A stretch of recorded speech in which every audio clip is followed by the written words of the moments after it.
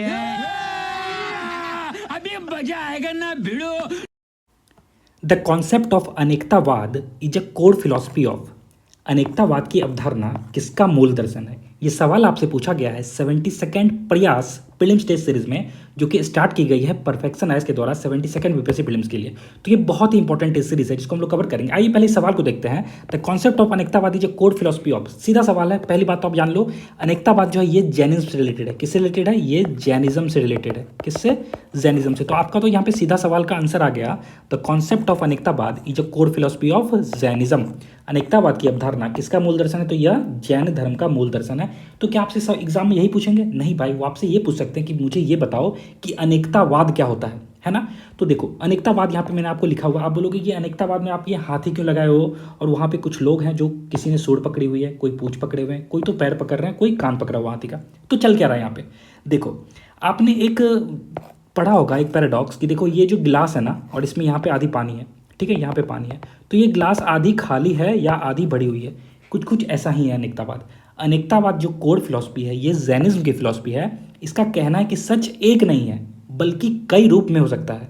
सच जो है वो डिफिनिट नहीं है, सच के कई सारे रूप हो सकते हैं। कोई भी चीज या सच एक ही नजरिए से पूरी तरह नहीं समझा जा सकता है। हर व्यक्ति का दृष्टिकोण अलग हो सकता है और सब में कुछ न कुछ सच्चाई हो सकती है। यही कहता है अनेकतावाद। अनेकतावाद बात करता है टॉलरेंस के बारे में। किसके बारे में? टॉलरेंस और प्लूरलिज्म सिखाता है, ठीक है ना। और यह एब्सोल्यूटिज्म को रिजेक्ट करता है। यानी कि एब्सोल्यूटिज्म है क्या? ये देखो एब्सोल्यूटिज्म ये है क्या? तो एब्सोल्यूटिज्म जो है ना, ये है एक ही सत्य के बारे में कि सत्य बस एक ही है। नहीं, अनेकतावाद क्या बोलता है ना कि हर व्यक्ति का अपना अपना दृष्टिकोण है और हर किसी के दृष्टिकोण के हिसाब से कुछ ना कुछ चीज़ सच होती है। अब मान लो कुछ लोग हैं, कुछ अंधे लोग हैं, ये लोग, ठीक है, मानते हैं हम लोग ये लोग क्या है, ब्लाइंड है, और ये लोग हाथी के सूंड पकड़ रहे हैं। तो कोई बोलेंगे ये जो हाथी का पैर पकड़ रहे हैं, बोलिए एक पिलर है, ठीक है ना। कोई पूंछ पकड़ रहे हैं तो बोलेंगे यह एक रोप है, ठीक है ना। किसी को अपना सूंड पकड़ बोलेंगे यह एक स्नेक है, ठीक है ना। कोई पूरी यहाँ पे पकड़ ले रहा है यहाँ पे, तो वो बोलेगा ये वॉल है। तो सबका आंसर यहाँ पे पार्शली तो करेक्ट है, लेकिन ट्रुथ नहीं है। फुल ट्रूथ कैसे आएगा? तो अगर हम सबको कंबाइन कर दे तो फुल ट्रूथ आएगा। तो यही अनेकतावाद कहता है कि हर व्यक्ति का दृष्टिकोण अलग है और उनके दृष्टिकोण के लाभ से थोड़ा थोड़ा सारी चीज़ें क्या है, सच है। यानी कि रियलिटी के ना मैनी साइडेड होते हैं, रियलिटी के बहुत सारे रूप होते हैं, ठीक है ना। तो ये चीज़ आप समझ गए। यहाँ पे अनेकतावाद क्या है? अनेकतावाद से रिलेटेड और कॉन्सेप्ट है ना, आप यहाँ पे समझ लोगे स्यादवाद, ठीक है ना। जब हम लोग अनेकतावाद समझे तो हम लोग स्यादवाद को भी समझ लेते हैं। क्या होता है स्यादवाद ना? देखो स्यादवाद जो है जैनिज्म का है ना, यह हर स्टेटमेंट कंडीशन के साथ ट्रू होता है, ठीक है ना। हर स्टेटमेंट जो होगा वो क्या होगा? कंडीशन के साथ ट्रू होगा, ठीक है ना। कंडीशन पे डिपेंड करता है और यहाँ पे एब्सोल्यूट ट्रुथ कुछ भी नहीं होता। और ये ना एक तरह से एक्सटेंशन है, ये किसका? यह एक्सटेंशन है अनेकतावाद का ही, ठीक है ना। अनेकतावाद को ही आगे बढ़ा के क्या बना गया है? स्यादवाद बना गया है। यानी कि कंडीशनल ट्रुथ पे डिपेंड करता है। किस पे? कंडीशनल ट्रुथ पे डिपेंड करता है। मान लो अगर कोई बोले कि यह एक रोड है या इम्प्टी है, तो वो बोलता नहीं यह रोड रात में इम्प्टी है, तो कंडीशन के हिसाब से सही है, ठीक है ना, रात में इम्प्टी, लेकिन दिन में तो नहीं इम्प्टी रहती है, समझ गए। तो स्यादवाद हमेशा कंडीशन ढूंढता है कि कोई भी ट्रुथ कंडीशन के हिसाब से सही होगा। लेकिन अनेकतावाद का कहना है कि हर किसी का अपना अपना पॉइंट ऑफ व्यू और हर किसी के पॉइंट ऑफ व्यू के हिसाब से कुछ चीज़ें सच होती है। तो यही है अनेकतावाद। मेरे ख्याल से आपको चीज़ें समझ में आ गई होंगी, ठीक है। तो हम लोग आगे चलते हैं। जय हिंद दोस्तों, बहुत स्वागत है आप सभी का मेरे channel crack it the Kashyap way पे। तो आ गया हूँ मैं आपके पास प्रयास टेस्ट सीरीज लेकर। ये जो टेस्ट सीरीज है ना, स्टार्ट की गई है परफेक्शन आईएएस के द्वारा, जो अभी जस्ट 22 मार्च को शुरू हुई है, यानी कि जस्ट एक दिन पहले। और आपके पास आज टेस्ट आ गई है, मैं उसकी पूरी एक्सप्लेनेशन लेकर आ गया हूँ। देखिए पहले जो टेस्ट हुई थी ना, उसमें एंशिएंट और मेडिवल हिस्ट्री के सवाल को किया गया था, जिसमें हम लोग आज लगभग 50 MCQ करेंगे। अगर टाइम रहा तो हम लोग ज़्यादा भी कर लेंगे, लेकिन 50 MCQ बहुत ही डिटेल में, जैसे आपने देखा ही होगा कि मैंने क्वेश्चन को कैसे डील करा है, तो बिल्कुल उसी तरीके से हम लोग सारे क्वेश्चन करेंगे। आपको सारी चीज़ें मैं यहीं पर याद करवा दूंगा, इसका भरोसा रखना। देखो तो ये एंशिएंट और मेडिवल हिस्ट्री का ये पहला टेस्ट है परफेक्शन आईएएस का, तो हम लोग यहाँ पे बहुत डिटेल में करेंगे कवर। तो टाइम को वेस्ट नहीं करते हैं क्योंकि टाइम बहुत इंपॉर्टेंट है। तो हम लोग शुरू करेंगे हमारे पहले सवाल से। देखो क्या कह रहा है पहला सवाल। Regarding the transition from Mesolithic to the Neolithic period, which factor was the primary cause for the shift to a sedentary life style. Sedentary life style में शिफ्ट के लिए ना प्राइमरी रीजन क्या था, ये पूछ रहा है आपसे। डन है। अब देखो मध्यपाषाण काल से नवपाषाण काल के संक्रमण के संबंध में अस्थायी जीवन शैली में बदलाव का प्राथमिक कारण कौन सा कारक था। अब हम लोग इसे एक बार बनाने की कोशिश करते हैं। देखो कैसे आपको एग्जाम में अटेम्प्ट करना है क्वेश्चन। अब मान लो आपको इसका आंसर पता ही नहीं है कि भाई मैं क्या बनाऊं, मुझे पता ही नहीं है। पहली बात देखो यहाँ पे the invention of iron plough, लोहे के हल का आविष्कार, ये तो बिल्कुल गलत है ना। एक होता है गलत, एक होता है सरासर गलत। ये सरासर गलत है क्योंकि आयरन का आविष्कार बहुत लेट हुआ है, चैल्कोलिथिक के भी बाद हुआ है, चैल्कोलिथिक एज के बाद, यानी कि कॉपर युग जो था उसके बाद हुआ, तो ये तो बिल्कुल गलत है। नेक्स्ट है the total extension of all large carnivorous, मतलब सभी जो कार्निवोरस एनिमल है ये क्या खत्म हो गए थे, विलुप्त हो गए थे, तो ये भी स्टेटमेंट बिल्कुल गलत है, ठीक है ना।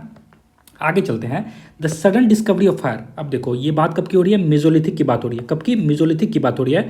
और आप सभी को पता है डिस्कवरी ऑफ फायर कब होता है, डिस्कवरी ऑफ फायर हुआ था पैलियोलिथिक एज में। कब हुआ था, पैलियोलिथिक एज में, पूरा पाषाण काल में, ठीक है। तो आपको ये चीज़ पता होनी चाहिए, तो ये भी स्टेटमेंट क्या हो जाएगा, गलत हो जाएगा। इसका मेसोलिथिक से क्या लेना देना। तो अब जो है अस्थायी जीवन शैली में बदलाव का मेन कारण क्या निकल के आता है, तो मेन कारण का था the onset of Holocene and a warmer और मोर स्टेबल क्लाइमेट, यानी कि होलोसीन की शुरुआत एक गर्म और अधिक स्थिर जलवायु से होती है, जिसके कारण लोग वहाँ पे सेटल होने लगते हैं और अस्थायी जीवन शैली में बदलाव हो जाता है, ठीक है। तो याद रखना ये जो होलोसीन है ना, ये बहुत ही इंपॉर्टेंट कीवर्ड है आपके लिए। तो Holocene is related to sedentary lifestyle, यानी कि अस्थायी जीवन शैली। तो होलोसीन ही आया था जिसकी वजह से जो मध्यपाषाण काल में लोग जो है मध्यपाषाण काल से नवपाषाण की ओर वो क्या करे, तो वो सेडेंटरी लाइफस्टाइल की ओर आने लगे। तो याद रखना होलोसीन।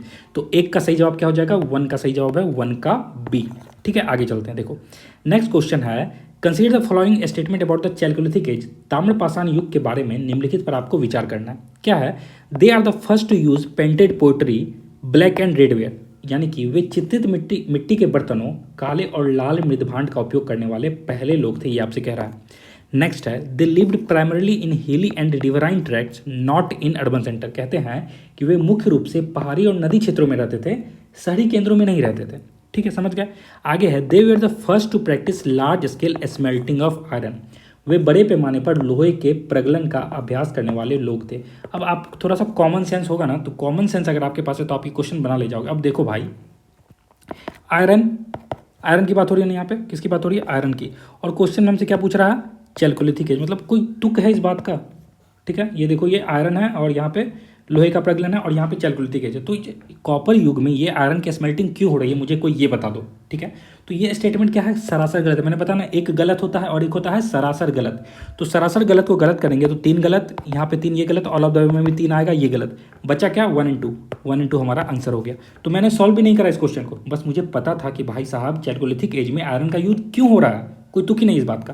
तो हमारा सही जवाब क्या आता है, 1 और 2 जो है ये बिल्कुल सही है, आंसर हमारा 2 का ए हो जाएगा, समझ गए।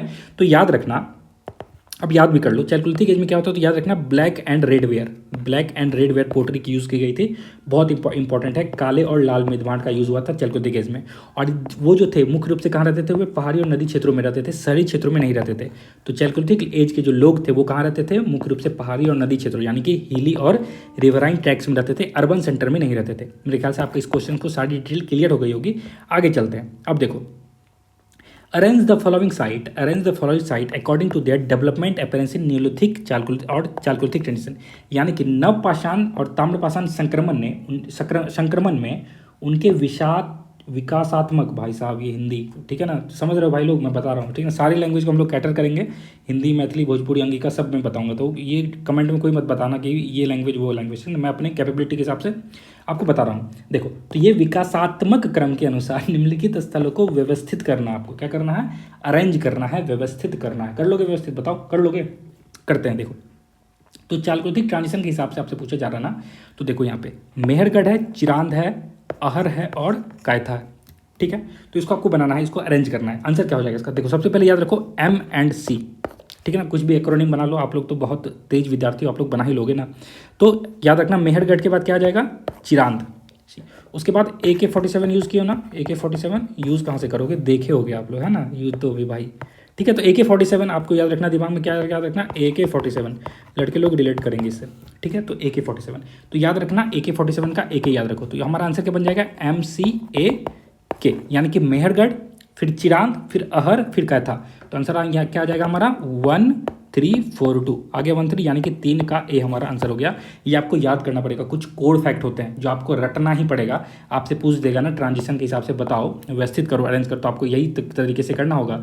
आप पहले बोलोगे मेहरगढ़, फिर आप बोलोगे चिरांद, फिर आपने पढ़ा है Ahar and then Kayatha, MCAK।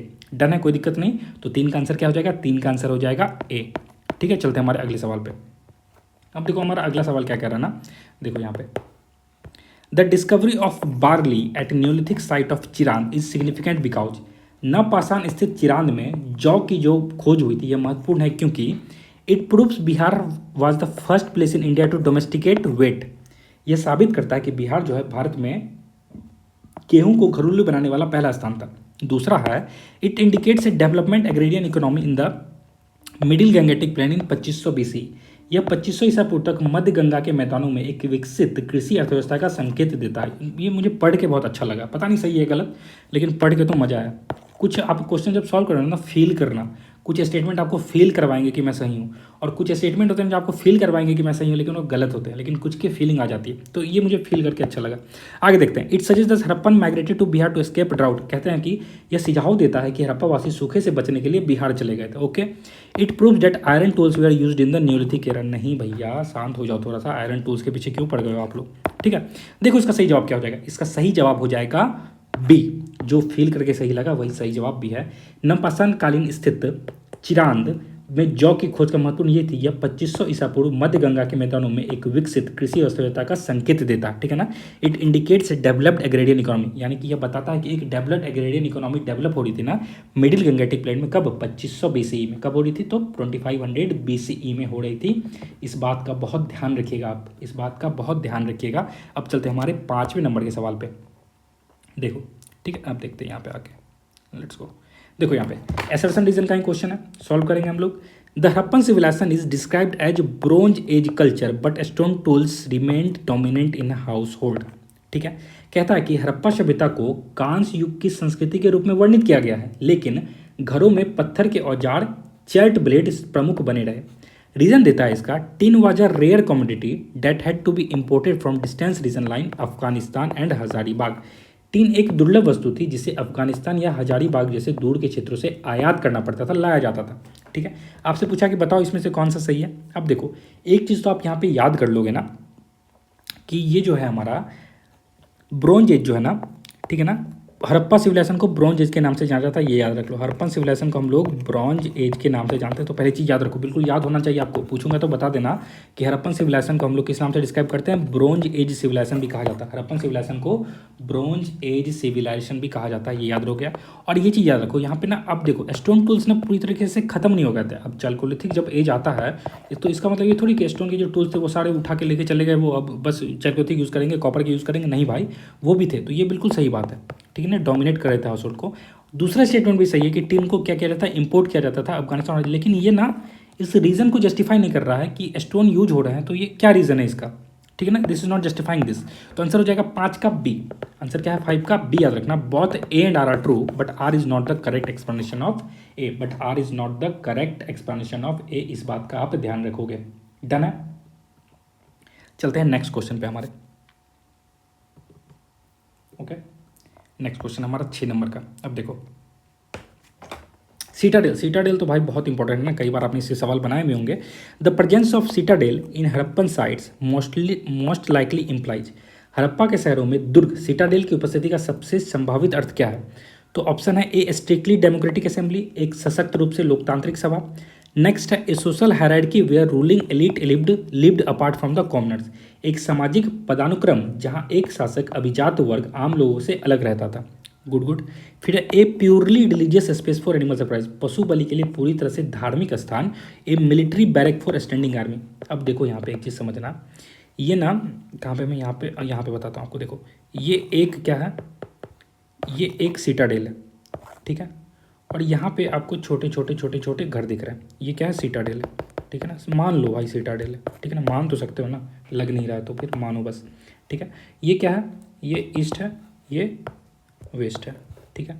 तो ये बिल्कुल सही बात है। सीटाडेल ना जो अभिजात वर्ग है ना उनके लिए बना हुआ था, और जो कॉमन लोग थे वो लोग यहाँ रहते थे, कॉमनर्स जो थे वो लोग इस तरह। तो आपसे ये तो पूछा गया सीटा, कई बार ना यूपीएससी पूछ देती है कि वो किस डायरेक्शन में था। तो सीटाडेल वेस्ट डायरेक्शन में मिल जाएगा आपको, किधर में? East west. तो वेस्ट वाले डायरेक्शन में आपको सीटाडेल मिल जाएगा, इस बात का आप ध्यान रखोगे। वेस्ट वाले में आपको सीटाडेल मिल जाएगा, इस बात का ध्यान रखोगे, ठीक है। चलते हैं आगे। अब देखो तो इसका सही जवाब क्या हो जाएगा? इसका सही जवाब है a social hierarchy where ruling elite lived apart from the commoners. अब मैंने आपको ये भी बता दिया कि ये वेस्ट डायरेक्शन में रहते थे, वेस्ट वाला था, याद रखना। तो एक सामाजिक पदानुक्रम जहां एक शासक अभिजात वर्ग आम लोगों से क्या रहता था? अलग रहता था। क्या रहता था? अलग रहता था। यही है सीटाडेल। डन है। नेक्स्ट क्वेश्चन पे आते हैं। Which side provide the most definitive evidence of water management system involving cascading reservoir and stone cut challenge? कौन सा स्थल जल प्रबंधन प्रणाली का सबसे प्रमुख प्रमाण प्रदान करता है जिसमें सोपानी जलाशय, कैस्केडिंग रिजर्वायर और पत्थर से कटे हुए चैनल हैं? ये इसका बताने का तो कुछ वही नहीं, आप सभी को पता होगा। आंसर क्या हो जाएगा? सेवन का सी, धोलावीरा। ठीक है ना, वाटर मैनेजमेंट को बिल्कुल रट जाओ। वाटर मैनेजमेंट की जब बात होगी तो बस आंख बंद करके धोलावीरा मारकर चले आना। ठीक है ना, आंख बंद करके धोलावीरा मार, और कमेंट में जरूर बताना ये धोलावीरा है कहाँ। ठीक है ना, कमेंट में बताना भाई ये धोलावीरा कहाँ पर है। मैं इंतजार करूंगा आपके कमेंट का कि आप करोगे कमेंट की धोलावीरा और ये कहाँ पर है। ठीक है, तो बताना। तो वाटर मैनेजमेंट से याद करो, water management system Dholavira. Citadel कहाँ पे? लोथल। सीटाडेल कहाँ पे? लोथल। सीटाडेल कहाँ पे? लोथल। ठीक है ना, ये डॉकयार्ड लोथल, सीतादिल भी उसी तरफ एरिया में था, ये आप याद रखोगे। लोथल में डॉकयार्ड था। ठीक है ना, आगे चलते हैं, 8 नंबर पे आते हैं। 8 नंबर का क्वेश्चन क्या कह रहा है, ध्यान से देखेंगे, सॉल्व करेंगे। सॉल्व ही तो करना है क्वेश्चन हमें। देखो, regarding the decline of Indus Valley Civilization find the correct statement. यानी कि इंडस वैली सिविलाइजेशन के डिक्लाइन के बारे में आपको करेक्ट स्टेटमेंट को समझना है। सिंधु घाटी सभ्यता के पतन के संबंध में सत्य कथन की पहचान करेंगे। Aryan invasion theory is not largely rejected due to the lack of archaeological proof. यानी ये कहता है कि जो आर्यन इन्वेजन थ्योरी है ना, इसको रिजेक्ट कर दिया गया क्योंकि लैक है आर्कोलॉजिकल प्रूफ का। The shift in river courses led to the deurbanization. यानी कि जो नदी के मार्गों में बदलाव के कारण विशहरीकरण हुआ था। The people completely vanished without leaving culture. ये तो कंप्लीटली वेनिस्ड हो गए भाई, बिल्कुल कुछ भी नहीं छोड़ा और गायब हो गए। तो ये स्टेटमेंट ना बिल्कुल गलत है। ठीक है ना, कंप्लीटली वेनिस्ड नहीं हो सकते भाई, उन्होंने बहुत कुछ छोड़ा जो अभी तक डेसिफर्ड हो ही रहा है, पूरी तरह से हो भी नहीं पाया। ठीक है, तो इसका सही जवाब क्या हो जाएगा? इसका सही जवाब हो जाएगा 1 and 2, A will be the correct answer. तो ये बिल्कुल सही बात है कि सिंधु घाटी सभ्यता के पतन के संबंध में जो सत्य कथन ये है कि पुरातात्विक प्रमाणों की कमी के कारण आर्य आक्रमण के सिद्धांत को अब काफ़ी हद तक खारिज कर दिया गया है, और नदी के मार्गों में बदलाव के कारण जो विशहरीकरण हुआ, डी अर्बनाइजेशन जो हुआ, ये भी एक बहुत बड़ा रीजन था डिक्लाइन का इंडस वैली सिविलाइजेशन का। तो 1 and 2 को आप बहुत अच्छे से समझ गए होगे, मेरे ख्याल से याद होगा। अभी मैंने आपको लोथल बताया था, डॉकयार्ड। देखो आ गया ना क्वेश्चन, बहुत फेमस है यार, आपसे डायरेक्ट पूछ लेंगे ये डॉकयार्ड कहाँ है, डॉकयार्ड कहाँ मिलता है? लोथल में। तो पहला सवाल है यहाँ पे, regarding the Lothal dockyard. Lothal dockyard के संबंध में आपको स्टेटमेंट दिया हुआ है, पहचानना है। चलिए पहचानते हैं। It was a tidal dockyard. कहते हैं कि ये क्या है? एक ज्वारीय गोदीबाड़ा था। डन है। It connected the city to an old course of Sabarmati river. इसने शहर को साबरमती नदी के पुराने मार्ग से जोड़ा था, ये कह रहा है। डन है। It provides maritime trade with Mesopotamia. और यह मेसोपोटामिया के साथ समुद्री व्यापार को प्रमाणित करता है। ये तीनों के तीनों स्टेटमेंट बिल्कुल करेक्ट हैं, 1, 2 and 3। ठीक है, आंसर क्या हमारा डी हो जाएगा, 9 का डी होगा। याद रखो उपरोक्त सभी। तो याद रखना लोथल के बारे में, लोथल क्या है? एक डॉकयार्ड था, ये एक टाइडल डॉकयार्ड है, यानी कि ये ज्वारीय गोदीबाड़ा है। यह कनेक्ट करता है सिटी को कहाँ से? ओल्ड कोर्ट साबरमती रिवर से। और इस टाइम में ना मैरीटाइम ट्रेड भी हो रहा था, किसके साथ? यहाँ से मेसोपोटामिया के साथ। याद रखना ये नाम बहुत इंपॉर्टेंट है, मेसोपोटामिया के साथ हो रहा था। तो इसे आप लोग क्या करोगे? याद कर लोगे। चलते हमारे अगले सवाल की ओर। देखो अगला सवाल क्या है हमारा, अब कह रहा है arrange the following urban feature of Indus Valley Civilization from the most common to the most specialized. सिंधु घाटी सभ्यता की निम्नलिखित शहरी विशिष्टताओं को सबसे सामान्य से लेकर सबसे विशिष्ट के क्रम में आपको व्यवस्थित करना है। यानी कि जो सबसे कॉमन हो और जो सबसे विशिष्ट हो उसकी तरफ आपको कॉमन करना है। 10 नंबर का हम लोग सवाल देखेंगे। सबसे पहले क्या आएगा? सबसे पहले जो आएगा ये ग्रिड सिस्टम ऑफ स्ट्रीट आ जाता है। ठीक है ना, सबसे पहले क्या आएगा? Grid system of street. उसके बाद यूज ऑफ बर्न्ट ब्रिक्स 4। ठीक है, नेक्स्ट क्या आ जाएगा? नेक्स्ट आ जाएगा अंडरग्राउंड ड्रेनेज आ जाएगा 2, and then will be the great bath. फिर क्या आ जाएगा? Great bath. तो हमारा सही जवाब क्या हो जाएगा? हमारा सही जवाब हो जाएगा 10 का ए, याद रखिएगा। तो सिंधु घाटी सभ्यता के निम्नलिखित शहरी विशेषताओं को सबसे सामान्य से लेकर सबसे विशिष्ट के क्रम में रखा जाएगा। तो इसमें से 1 बहुत इंपॉर्टेंट है ना, ग्रिड सिस्टम था। दूसरा याद रखो बर्न्ट ब्रिक्स का यूज हो रहा था। अंडरग्राउंड ड्रेनेज बहुत ज़्यादा ही ये स्पेशलाइज था। और ग्रेट बात की तो क्या ही बात करें, वृहद स्नानागार की क्या ही बात करें, बहुत इंपॉर्टेंट है। तो 10 का आंसर हो जाएगा ए, और यही सी क्रोनोलॉजी को आपको याद करना है। नेक्स्ट चलते हैं हम लोग 11 नंबर के सवाल पे आ जाएंगे। हम लोग किस पे आ जाएंगे? 11 नंबर का हमारा सवाल क्या कह रहा है उसको हम लोग बहुत ध्यान से, इसमें करना है match the ancient cities with the associated river. यानी कि आपको जो एंशियंट सिटीज़ है ना उसको उसके एसोसिएटेड रिवर से आपको मिलाना है। डन है, आइए देखते हैं हम लोग यहाँ पे मिलाते हैं। देखिए, तो पहला जो दिया हुआ ना, प्राचीन स्थलों के संबंध नदी के साथ सम्मिलित करने के लोथल। लोथल किससे रिलेटेड है? देखो लोथल याद रखो, लोथल जो है भोगवा रिवर के, कहाँ पे? भोगवा रिवर से। लोथल किससे? भोगवा से। कालीबंगन, लोथल किस, कालीबंगन कहाँ पे, कालीबंगन है कहाँ? पहली बात तो याद रखो कालीबंगन राजस्थान में है, और राजस्थान में कहाँ? घग्गर नदी के पास। तो कालीबंगन याद रखोगे कहाँ पे? घग्गर। कालीबंगन कहाँ पे? घग्गर। कालीबंगन घग्गर, ठीक है, डन है। रोपर पंजाब में है, और पंजाब में कौन नदी बहती है? सतलज। तो ये भी आपको यह समझ में आ गया। तो रोपर कहाँ? सतलज। मोहनजोदड़ो सिंध, और सिंध कहाँ पे? तो इंडस वाला इलाका। तो मेरे ख्याल से आपका भी ये सारी चीज़ें यहाँ पे क्लियर हो गई है। ए का क्या हो जाएगा? अब देखो, ए लोथल, लोथल का आपने बताया, अभी लोथल का क्या हो जाएगा? लोथल का होगा भगवा, ए का 2, डन है। कालीबंगन राजस्थान में है, राजस्थान में घग्गर नदी के किनारे, बी का 1 है। रोपर पंजाब में, पंजाब में सतलज नदी, यानी कि सी का 4 होगा, सी का 4 हो गया। और डी का 3 हो जाएगा सिंधु नदी, मोहनजोदड़ो सिंधु। तो आंसर विल बी सी। तो 11 का सही जवाब हो जाएगा सी, ध्यान में रखना मेरे ख्याल से, ठीक है ना, आप इसको याद रखोगे। 11 का क्या होगा? 11 का सी होगा। चलते हैं हमारे अगले सवाल पे। देखो 12 नंबर का सवाल कह रहा है, बहुत ध्यान से पढ़ेंगे, अच्छा क्वेश्चन है ना, इसमें मैं आपको काफ़ी चीज़ें भी समझाऊंगा भी। The Indus script remains undeciphered to this day. सिंधु लिपि आज भी अपठित है। कथन कहता है, कारण कहता है, there is no bilingual text like the Rosetta Stone. Rosetta Stone जैसा कोई द्विभाषीय पाठ उपलब्ध नहीं है। अब आपके पास ऑप्शन आ गया है, A R true, assertion decision दोनों ट्रू, व्याख्या करता नहीं करता। आइए हम लोग इसके बारे में थोड़ा चीज़ें समझते हैं, ठीक है ना। देखो यहाँ पे, तो ये जो 12 नंबर का क्वेश्चन कह रहा है ना कि बाइलिंगुअल टेक्स्ट का मतलब क्या होता है ना, बाइलिंगुअल टेक्स्ट की जो बात कर रहे हैं वो बाइलिंगुअल टेक्स्ट, यानी कि सेम बात दो लैंग्वेज में हो, सेम बात दो लैंग्वेज में लिखी हो। कितने लैंग्वेज में? 2 लैंग्वेज में लिखी हुई हो, ठीक है ना। एग्जाम्पल इसका क्या है? इसका एग्जाम्पल हम लोग जाएंगे तो इसका एग्जाम्पल है रोसेटा स्टोन। रोसेटा स्टोन इसका एग्जाम्पल आता है, ठीक है ना। अब देखो ये जो रोसेटा स्टोन जो इसका एग्जाम्पल है ना, यह किस में लिखा है? तो यह ग्रीक प्लस इजिप्शियन में लिखा हुआ है। किसमें? ग्रीक प्लस इजिप्शियन में रोसेटा स्टोन को लिखा हुआ है, ठीक है ना। मैं बहुत डिटेल में आपको बता रहा हूँ ताकि आप चीज़ें समझो। अभी मैं बिल्कुल यहाँ से आराम से निकल सकता था ना, बता के आपको आंसर बता के निकल जाता है, ठीक है, लेकिन मैं चाहता हूँ कि आप चीज़ों को समझो अच्छे से डिटेल में, ताकि आपको याद रहे लॉन्ग टर्म तक।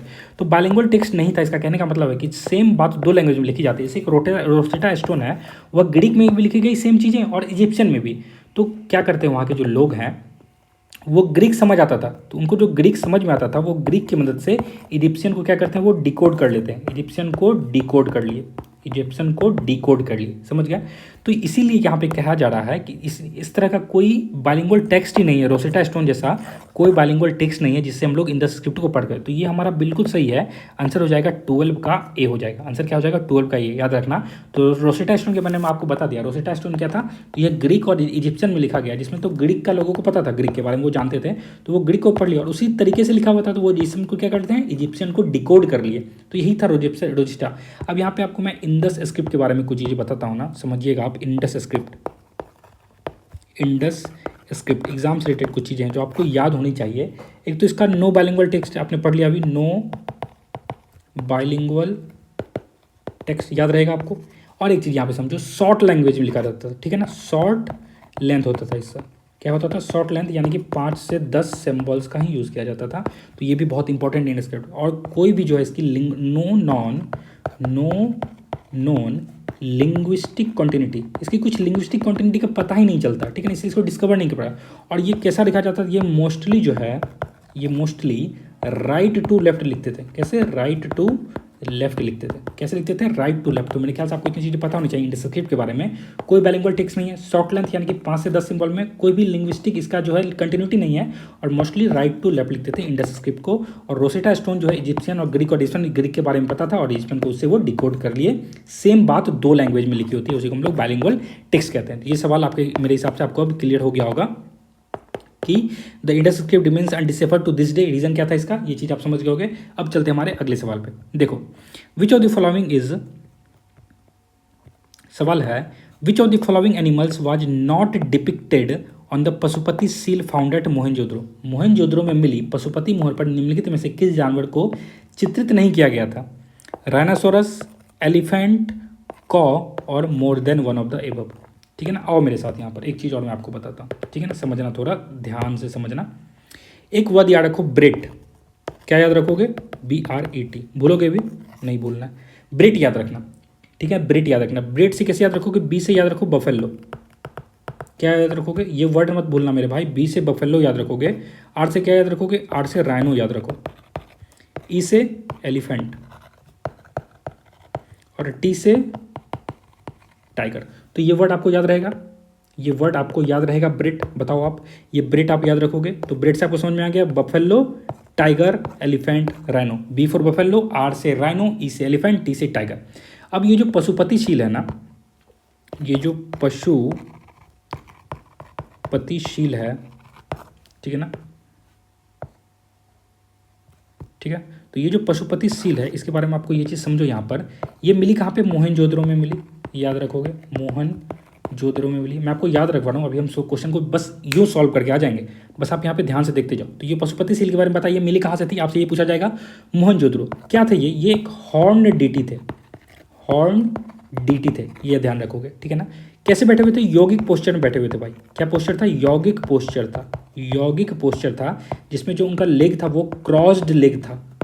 कितना डिटेल में चले जाएंगे वो यार क्वेश्चन बनाने के लिए, इतना डिटेल में कोई नहीं जाएगा, आपको कोई बताएगा भी नहीं, तो मैं आपको याद करवा रहा हूँ कि चीज़ें समझना बस ध्यान से। और इस क्रॉस्ड लेग को बोलते क्या है, इसको मूल बंधना दर्शन कहते हैं। क्या कहते हैं, मूल बंधना दर्शन कहते हैं, ये आप याद रखोगे। एक मिनट, जस्ट मैं अपनी पेन को थोड़ा सेट कर लेता हूँ, ठीक है। तो इसमें हम लोग क्या कहते हैं, क्रॉस लेग पोस्चर को क्या कहा जाता है, मूल बंधना शना कहते हैं। क्या कहते हैं, मूल बंधना शना कहते हैं। अगर वो आपसे डिटेल में चलेगा इस यौगिक पोस्चर का नाम क्या है योग में, ठीक है। तो ये मूल बंध शना कहते हैं, लेग क्रॉस्ड था, यौगिक पोस्चर था। ये चीज़ आपको याद हो गई। नेक्स्ट मैंने ब्रेड बता दिया आपको, पशुपतिशील में कौन था, ब्रेड जानवर है कौन कौन, अब बता दोगे आप, बफेलो, राइनो, एलिफेंट, टाइगर। और उनके पैर के पास डियर भी थे, ये भी याद रखो, उनके पैर के पास क्या थे, डियर भी थे, डियर बिलो द थ्रोन। और इसी पशुपतिशी को क्या कहते हैं, प्रोटोशिवा भी कहते हैं। क्या कहते हैं, प्रोटोशिवा भी कहते हैं, ये भी ध्यान में रखोगे। नेक्स्ट, और जो कॉ है, कॉ को डिपिक्ट नहीं किया गया था, तो कॉ को लेकर कंफ्यूज नहीं रहना। कॉ जो है नॉट डिपिक्टेड, नॉट डेपिक्टेड, याद रखोगे। कॉ को डिपिक्ट नहीं किया गया था, मेरे ख्याल से बहुत इंपॉर्टेंट है, इतनी बातें याद रखना। तो अब हम लोग सवाल को सॉल्व करेंगे, बस आप यूं झटके में कॉल सॉल्व कर दोगे। Which of the following animals was not depicted on the Pashupati seal founded monument. मैंने आपको बता दिया कॉ को डिपिक्ट नहीं किया गया था, तो आप कॉ हमारा सही जवाब क्या हो जाएगा, नॉट डिपिक्टेड पूछा है यहाँ पे, देखो नॉट डिपिक्टेड, तो कॉ विल बी द आंसर। कॉ जो हमारा ये बिल्कुल सही जवाब है, समझ गए, तो गाय हो जाएगा। किसको किसको डिपिक्ट किया गया, तो ब्रेड को। ब्रेड आपको पता है, जल्दी से बताओ, कमेंट करोगे ब्रेड, ब्रेड ऐसे लिख के BRET, और सारे जानवरों के नाम लिख के कमेंट आने चाहिए, कमेंट आने चाहिए आप लोगों के, मैं देखूंगा, कमेंट चेक करूंगा, ठीक है। चलते हमारे अगले सवाल पे, 14 नंबर के सवाल पे आ जाओ।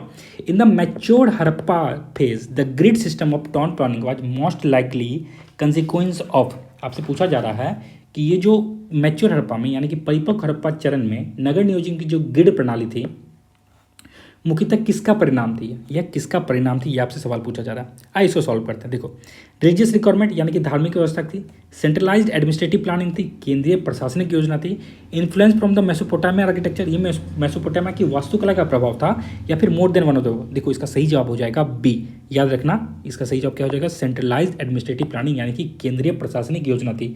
तो in the mature Harappa phase the grid system of town planning was most likely consequence of centralised administrative planning, ये आपको याद रखना पड़ेगा। 14 का आंसर है बी। चलते हैं हमारे अगले सवाल पे। अब देखो, ऋग्वैदिक इकोनॉमी वाज प्राइमरली, यानी कि आपसे पूछा जा रहा है जो ऋग्वैदिक इकोनॉमी थी ना, ये किस तरह की थी, ठीक है। देखो ऑप्शन है हमारे पास, urban and industrial, pastoral and nomadic with cattle as the chief wealth, पशुपालक और खनाबदोश थे, अर्थव्यवस्था जिसमें पशु मुख्य संपत्ति थे, लार्ज स्केल के एग्रीकल्चर विद स्लेव लेबर, दासन का बड़े पैमाने पर कृषि होती थी, या फिर मैरीटाइम ट्रेड इकोनॉमी। देखो ऋग्वैदिक को बिल्कुल रट जाना, कभी भी कंफ्यूज मत होना। Rigvedic is all about pastoral economy, Rigvedic is all about pastoral and nomad. तो ऋग्वैदिक को आपको बिल्कुल रट के रखना है।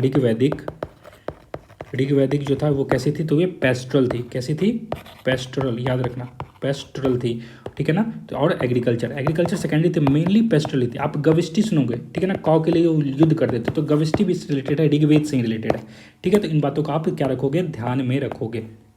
तो ये पेस्टोरली और नोमैडिक थे, जिसमें कैटल उनका चीफ वेल्थ, जिनके पास जितनी ज़्यादा कैटल है उतने अमीर माने जाते थे, ऐसा सिस्टम था वहाँ पे, ठीक है। तो ये चीज़ आप ध्यान में रखोगे। चलते हैं हमारे 16 नंबर के सवाल पे। अब देखो, in the later Vedic period sabha and samiti lost their democratic character.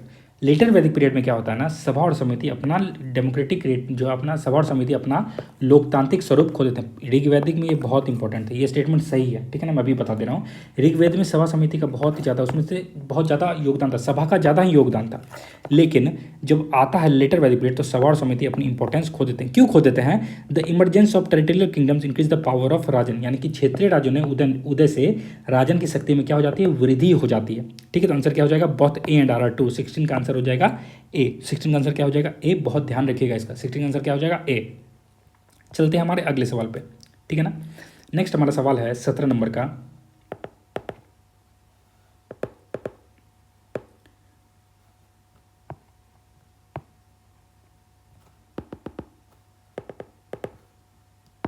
ठीक है, sorry for the inconvenience, let's go to 17 number. देखो यहाँ पे क्या कह रहा है, the Dasarajna war mentioned in the Rigveda was fought over the water of river Parushni.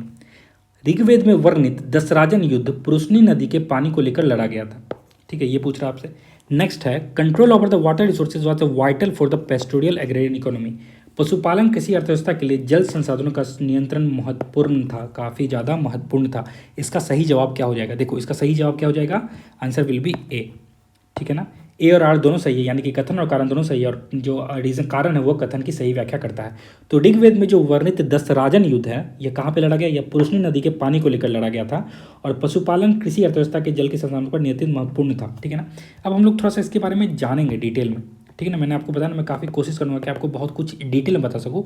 तो बैटल ऑफ 10 किंग्स क्या कहते हैं इसको कहते हैं बैटल ऑफ 10 किंग्स कहते हैं, और इसी को आपने अभी जो नाम पढ़ा वो क्या है, 10 राज युद्ध। ठीक है, तो ये याद रखना, बैटल ऑफ 10 किंग्स, 10 राज युद्ध कहते हैं इसको, क्या कहते हैं, 10 राज युद्ध। अब देखो इसमें क्या क्या चीज़ आपको याद रखना है। सबसे पहले तो याद रखो ये मेंशन कहाँ पे है, मेंशन्ड इन ऋग्वेदा। कहाँ पे मेंशन है, ऋग्वेद। आपको यहाँ पे क्वेश्चन में ही दे दिया ना, इसीलिए छोटी छोटी चीज़ ध्यान रखना। अब मेरा ये मकसद है कि आप इसके साथ अपनी प्रिपरेशन को भी और स्ट्रॉन्ग करते जाओ। तो याद रखना ये दसराजन वार है, देखो यहाँ पे Dasarajna war was mentioned in Rigveda. तो यहीं से क्वेश्चन बन सकता है ना कि हमारे एग्जाम की दसराजन वार किस में मेंशन था, ऋग्वेद, यजुर्वेद, अथर्ववेद, सामवेद आपसे पूछ देंगे, तो आपको बताना होगा कि ये ऋग्वेद में, इसलिए मैं आपको बता रहा हूँ। और ऋग्वेद में भी कहाँ पे एक्स्ट्रा चीज़ में बताऊंगा ना, आप मेरे से पढ़ रहे हो, क्रैकेट द कश्यप में आप हो, तो याद रखो 7वें मंडल में, कहाँ पे, ऋग्वेद के 7वें मंडल में दसराज युद्ध का जिक्र है, दसराज युद्ध का जिक्र है, इसे याद रखना। कहाँ पे लड़ा गया ये फाउट ऑन रावी रिवर। कहाँ पे, रावी रिवर। रावी रिवर का पूरा नाम क्या था, परुष्णी, याद रखना क्या नाम था, परुष्णी रिवर पे। ठीक है, ये चीज़ समझ गए। आगे चलते हैं, आगे यहाँ पे देखोगे आप अपोनेंट कौन थे, तो अपोनेंट में जो थे ना एक पूरी कॉन्फेडरेसी थी। कौन थी, पूरी कॉन्फेडरेसी थी, 10 ट्राइब की, 10 ट्राइब्स की कॉन्फेडरेसी थी। ठीक है ना, मतलब सब मिल के लड़ रहे थे। ठीक है ना, और यहाँ पे कौन थे, तो इस तरह थे, इधर से जो किंग लड़ने वाले थे ये था किंग सुदास, क्या नाम था उनका, किंग सुदास। ये जो 10 ट्राइब है ना, इन 10 ट्राइब के अगेंस्ट लड़ रहे थे। ठीक है ना, इन 10 ट्राइब के अगेंस्ट लड़ रहे थे किंग सुदास। और किंग सुदास कौन से ट्राइब से थे, ये भरत ट्राइब से थे। किससे, भरत ट्राइब से आते थे, और ये जीत भी जाते हैं। क्या होते हैं, ये जीत भी जाते हैं। और यहाँ पे एक एक्स्ट्रा इन्फॉर्मेशन बता दूँ, किंग सुदास के जो इधर से जो प्रिस्ट थे ना, 10 ट्राइब के जो प्रिस्ट थे उनका नाम था विश्वामित्र, विश्वामित्र। ठीक है ना, पुरोहित की मैं बात कर रहा हूँ। और किंग सुदास की तरफ से जो पुरोहित उनका नाम था वशिष्ठ। आपने ये नाम सुना होगा, मेरे ख्याल से आपने ये नाम सुना होगा। ठीक है, तो इसे याद रखना। और सुदास ने क्या करते हैं, सुदास वन, सुदास जीत जाते हैं, सुदास वन। ठीक है ना, और ये जो 10 ट्राइब है ये लॉस्ट। ठीक है ना, ये हार जाते हैं। तो ये जो बैटल ऑफ 10 किंग्स है ना, अभी हमने इस पर सवाल देखा था, तो बैटल ऑफ 10 किंग्स याद रखना, ये मेंशन है कहाँ पे, ऋग्वेद में। ऋग्वेद में कहाँ पे, 7वें मंडल में मेंशन है। कहाँ पे, 7वें मंडल में। कहाँ लड़ा गया, रिवर परुष्णी, रावी रिवर पे, जिसको परुष्णी कहते हैं। बैटल ऑफ 10 किंग्स में इधर से कौन थे, किंग सुदास थे, भरत ट्राइब के, वो अगुवाई कर रहे थे। और उधर से कौन थे, 10 ट्राइब्स की कन्फेडरेसी थी, 10 ट्राइब जिनको वो हरा देते हैं। और उनके प्राइस कौन थे, विश्वामित्र उधर से थे, और इधर से जो पुरोहित थे उनका नाम था वशिष्ठ। तो बस इतनी चीज़ आप याद रखोगे मेरे भाई। आगे चलते हैं हम लोग 18 नंबर के क्वेश्चन पे। देखो, which of the following best explain the transition from early वैदिक टू द लेटर वैदिक। कह रहा है, विच ऑफ द फॉलोइंग सामाजिक संरचना के संदर्भ में निम्नलिखित में से कौन सा विकल्प प्रारंभिक वैदिक काल से उत्तर वैदिक काल में हुए बदलाव को सबसे अच्छी तरह से स्पष्ट करता है। ऑप्शन है हमारे पास, shift from tribal chieftaincies to the monarchical kingdoms with rigid varna system. जनजातीय सरदारी व्यवस्था से राजतंत्रीय राज्यों की ओर बदलाव जिसमें वर्ण व्यवस्था क्या हो गई थी, कठोर हो गई थी, ये पूछ रहा है आपसे। Complete replacement of pastoral by urban trade, complete replacement ये बिल्कुल गलत है, ठीक है ना। पशुपालन का स्थान पूरी तरह से शहरी व्यापार ले लेगा, ये गलत है। Emergence of Buddhism in the as the dominant religion, Buddha धर्म का प्रमुख धर्म के रूप में उदय। और नेक्स्ट है decline of iron technology and return to the bronze age, लौ प्रौद्योगिकी का पतन हो जाता है और कांस्य युग की ओर वापसी होती है, ये तो सरासर गलत है। देखो हमारा सही जवाब हो जाएगा shift from tribal chieftaincies to the monarchical kingdoms with rigid varna system, जनजातीय सरदारी व्यवस्था से राजतंत्रीय राज्यों की ओर जिसमें वर्ण व्यवस्था का लेटर अर्ली वैदिक से जब लेटर वैदिक में आते हैं ना तो वर्ण व्यवस्था और ब्राह्मण आते हैं, क्षत्रिय आते हैं, वैश्य आते हैं, शूद्र आते हैं, इस तरह से, और उनको अपने उनके काम के हिसाब से डिवाइड कर देते हैं, तो बहुत ही ज़्यादा रिजिड हो जाती है। तो याद रखना जनजातीय सरदारी व्यवस्था से राजतंत्रीय राज्यों की ओर बदलाव जिससे वर्ण व्यवस्था क्या होती है, कठोर हो जाती है। 18 का सही आंसर हो जाएगा ए, 18 का सही आंसर क्या हो जाएगा, ए हो जाएगा। आगे चलते हैं, देखो Why was the capital of Magध shifted from Rajgir to Pataliputra by Udayan? Udayan द्वारा मगध की राजधानी राजगीर से पाटलिपुत्रा क्यों स्थानांतरित की गई थी? क्यों से पहले तो ये याद आपको रखना पड़ेगा कि उदयन ने क्या किया था, तो मगध की राजधानी को राजगीर से कहाँ भेज दिया था, पाटलिपुत्रा भेज दिया था। तो इसको बिल्कुल कोड फैक्ट है, याद कर लो। अब देखो ऑप्शन है हमारा, Rajgir was frequently attacked by पर्सियंस, Rajgir पर अक्सर फारसियों द्वारा हमला किया जाता था, इसीलिए वो राजगीर से कहाँ ले गया, पाटलिपुत्रा ले गया। अगला है Pataliputra had a strategic location at confluence of major rivers, ये भी ठीक है। पाटलिपुत्रा प्रमुख नदियों के संगम पर एक राजनीतिक स्थान था। नेक्स्ट है Rajgir lacked iron resources, Rajgir में लौह संसाधनों की कमी थी। अगला है Pataliputra was closer to the sea for the maritime trade, समुद्री व्यापार के लिए पाटलिपुत्रा समुद्र के करीब था। कौन सा समुद्र है भाई पाटलिपुत्रा में, इसका सही जवाब क्या हो जाएगा, इसका सही जवाब हो जाएगा बी नंबर। याद रखना Pataliputra had a strategic location at the confluence of major river, ठीक है ना, कॉन्फ्लुएंस ऑफ मेजर रिवर कौन कौन से, तो गंगा याद रखो, गंगा प्लस सोन के कॉन्फ्लुएंस पे बैठा हुआ ये हमारा पाटलिपुत्रा, ठीक है ना। तो इसीलिए बहुत ही स्ट्रेटेजिक लोकेशन था, ये हमारा सही जवाब हो जाएगा 19 का बी। अब चलते हैं हम लोग 20 नंबर के क्वेश्चन पे, ठीक है। ट्रांजिशन फ्रॉम जन टू जनपद बाय 600 BC इम्प्लाइड, यानी कि 600 ईसा पूर्व तक जन से जनपद के संक्रमण का अर्थ क्या है, तो shift from pastoral tribe to the territorial state, decline of agriculture and rise of trade, ठीक है। नेक्स्ट है डिसअपरेंस ऑफ ट्राइबल चिप्स और इंट्रोडक्शन ऑफ मोनार्की व प्रिंसिन, यानी कि पशुपालक जनजातियों से क्षेत्रीय व्यवस्था का बदलाव हो गया, कृषि में गिरावट और व्यापार का उदय होता है, आदिवासी प्रमुखों का गायब हो जाना और फारसी द्वारा राजतंत्र की शुरुआत। आंसर हो जाएगा हमारा ए, यानी कि जन से जब जनपद की ओर आते हैं तो पेस्टोरल ट्राइब अब क्या होती है, टेरिटोरियल स्टेट में बदल जाती है। पेस्टोरियल ट्राइब अब किसमें बदल जाती है, टेरिटोरियल स्टेट में। 20 का ए हमारा सही जवाब है। चलते हैं नाउ हम लोग 21 पे। Analyse the significance of Ashoka's Dhamma in the context of Mauryan imperial policy, कहता है कि मौर्य साम्राज्य की नीति के संदर्भ में अशोक के धम्म के महत्व का विश्लेषण करना है आपको। देखो it was a religious conversion tool to promote Buddhism exclusively, कह रहा है कि यह विशिष्ट रूप से बौद्ध धर्म को बढ़ावा देने के लिए एक धार्मिक धर्म परिवर्तन का साधन था। A pragmatic ethical framework to integrate diverse subject and reduce administrative strain, विविध प्रजा को एकीकृत करने और प्रशासनिक तनाव को कम करने के लिए एक व्यवहारिक नैतिक ढांचा था, हो सकता है। नेक्स्ट है military doctrine to justify Kalinga conquest, यह कलिंग विजय को न्याय संगत ठहराने के लिए एक सैन्य सिद्धांत था। नेक्स्ट है an economic policy focused solely on taxation reforms, यानी कि ये कहता है यह पूरी तरह से कराधान सुधारों पर केंद्रित एक आर्थिक नीति थी। सही जवाब क्या हो जाएगा, देखो इसका सही जवाब है आंसर विल बी बी। आइए हम लोग इसे डिटेल में करेंगे, यहाँ पे जब डिटेल बोल रहे हैं तो डिटेल में करेंगे भी। देखो 21 था ना, क्या चीज़ है, अशोकाज धम्म, क्या है अशोकाज धम्मा के बारे में। पहली बात तो बहुत इंपॉर्टेंट याद रखो, यह कोई रिलीजन से रिलेटेड नहीं था, ठीक है ना। तो Ashoka's dhamma does not equals to religion, ठीक है। तो आपको यहाँ पे फंसा जाएगा कि यह रिलीजन वगैरह से रिलेटेड था, नहीं था रिलीजन से। क्या था फिर ये, तो ये जो था ना अशोकाज धम्म की जब बात करोगे, अशोकाज धम्म की बात करो तो ये जो था यह था ethical plus model values, keyword है ये, क्या ये मॉडल वैल्यूज है। कोड ऑफ कंडक्ट की बात करता है ये, कोड ऑफ कंडक्ट की बात करता है। अब यहाँ पे देखोगे ना, अब आपको अगर ये पता होता ना, आपको ये दो कीवर्ड बस पता होते, मैं आपको ये पहले पढ़ा दिया होता कि Ashoka's dhammas does not equal to religion, and ये एथिकल और मोरल वैल्यूज़ के बारे में बात करता है, और आपको यहाँ पे ऑप्शन दिखता है एथिकल, आप टिक मारते हो और आपका आंसर सही हो जाता। तो इस तरह से कीवर्ड हमें एग्जाम में क्वेश्चन सॉल्व करने में मदद करते हैं। तो हमेशा कीवर्ड याद रखना, आपको सब कुछ नहीं भी याद है लेकिन आपकी पकड़ होनी चाहिए कीवर्ड पे। तो याद रखना अशोकास धम्म की कीवर्ड क्या है, एथिकल और moral values, code of conduct की बात करता है ये। और क्या बात करते हैं आफ्टर, और कब हुआ था अशोकास धम्म के बारे में, कब, तो आफ्टर कलिंगा वार, किसके बाद, तो आफ्टर कलिंगा वार, कलिंगा वार के बाद ये बात करते हैं। और इसके लिए ना वो ऑफिसर अटेंड करते हैं, ठीक है ना। अशोकास धम्म के लिए जो ऑफिसर बनाते हैं उनको क्या कहा जाता है, ये आपसे कई बार पूछ लिया जाता है, याद रखना। उन ऑफिसर को कहते हैं, क्या कहते हैं, धम्म महामात्रास, क्या कहते हैं, धम्म महामात्रास, ठीक है ना। तो ये आप याद रखोगे, धम्म महामात्रास, बहुत बहुत बहुत इंपॉर्टेंट है।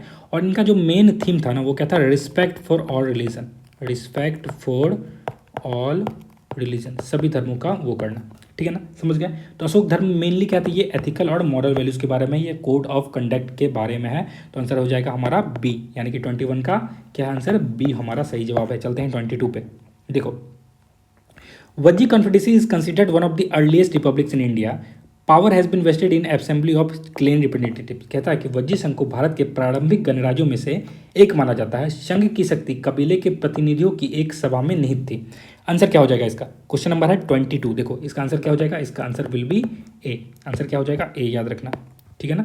यानी कि हमारा दोनों स्टेटमेंट सही है और ये क्या कर रहा है, अच्छे से एक्सप्लेन भी कर रहा है। तो Vajji confederacy is considered of the earliest, Vajji confederacy जो था ना ये अर्लीस्ट रिपब्लिक है, ये आप याद रखोगे। और नेक्स्ट याद रखना, पावर जो है ना, संघ की शक्ति कबीले के प्रतिनिधियों की सभा में निहित होती थी, ठीक है ना, किसी एक जगह नहीं थी, ठीक है। तो यहाँ पे आप एक चीज़ को समझो यहाँ पे ध्यान से थोड़ा देखो। तो वज्जी कॉन्फेडरेसी की जब हम बात करेंगे ना, वज्जी कॉन्फेडरेसी की जब हम लोग बात करेंगे तो ये जो थी ये अर्लीस्ट रिपब्लिक है, पहली बात तो याद रखो, अर्लीस्ट रिपब्लिक है, याद रखोगे। इसकी कैपिटल कहाँ थी, कैपिटल आपसे पूछ सकता है, वैशाली, याद रखो, वज्जी वैशाली, वज्जी वैशाली, याद रखोगे, ठीक है ना। और एक चीज़ याद रखना, जो मेन ट्राइब थी इसकी ना, जो बहुत इंपॉर्टेंट ट्राइब थी उसका नाम था लिच्छवी, आपने पढ़ा होगा लिच्छवी के बारे में, ठीक है, तो ये याद रखना।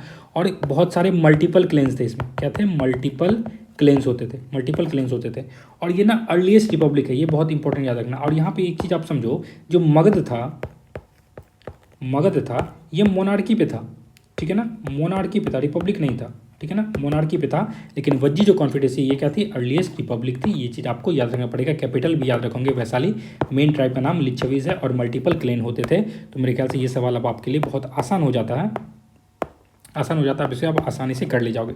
नेक्स्ट है the concept of anekata with anekatavada is a core philosophy. अभी मैंने जस्ट जब क्वेश्चन स्टार्ट हुआ था तो अनेकतावाद की जो क्वेश्चन है ना इसे मैंने बहुत डिटेल में कवर किया था। तो मेरे ख्याल से अब आप लोग समझ रहे हो, अनेकतावाद जो ये जैनिज्म का है ना, और ये मल्टीपल ट्रुथ की बात करता है। क्या कहता है, मल्टीपल ट्रुथ की बात करता है, तो उसका आंसर हो जाएगा जैनिज्म, ठीक है ना। बहुत डिटेल में, क्या जो नहीं देखा उन्होंने आपने शुरू में अगर एस्केप कर दिया होगा तो प्लीज़ उस वीडियो को आपने देख लेना, स्किप नहीं करना है, ठीक है। तो concept of अनेकतावाद is the core philosophy of Jainism, याद रखोगे किसकी है, जैनिज्म की है। चलते हैं नेक्स्ट क्वेश्चन पे।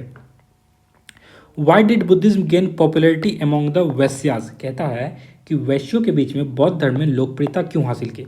ऑप्शन है it opposed trade and wealth accumulation, इसने व्यापार और धन संचय का विरोध किया।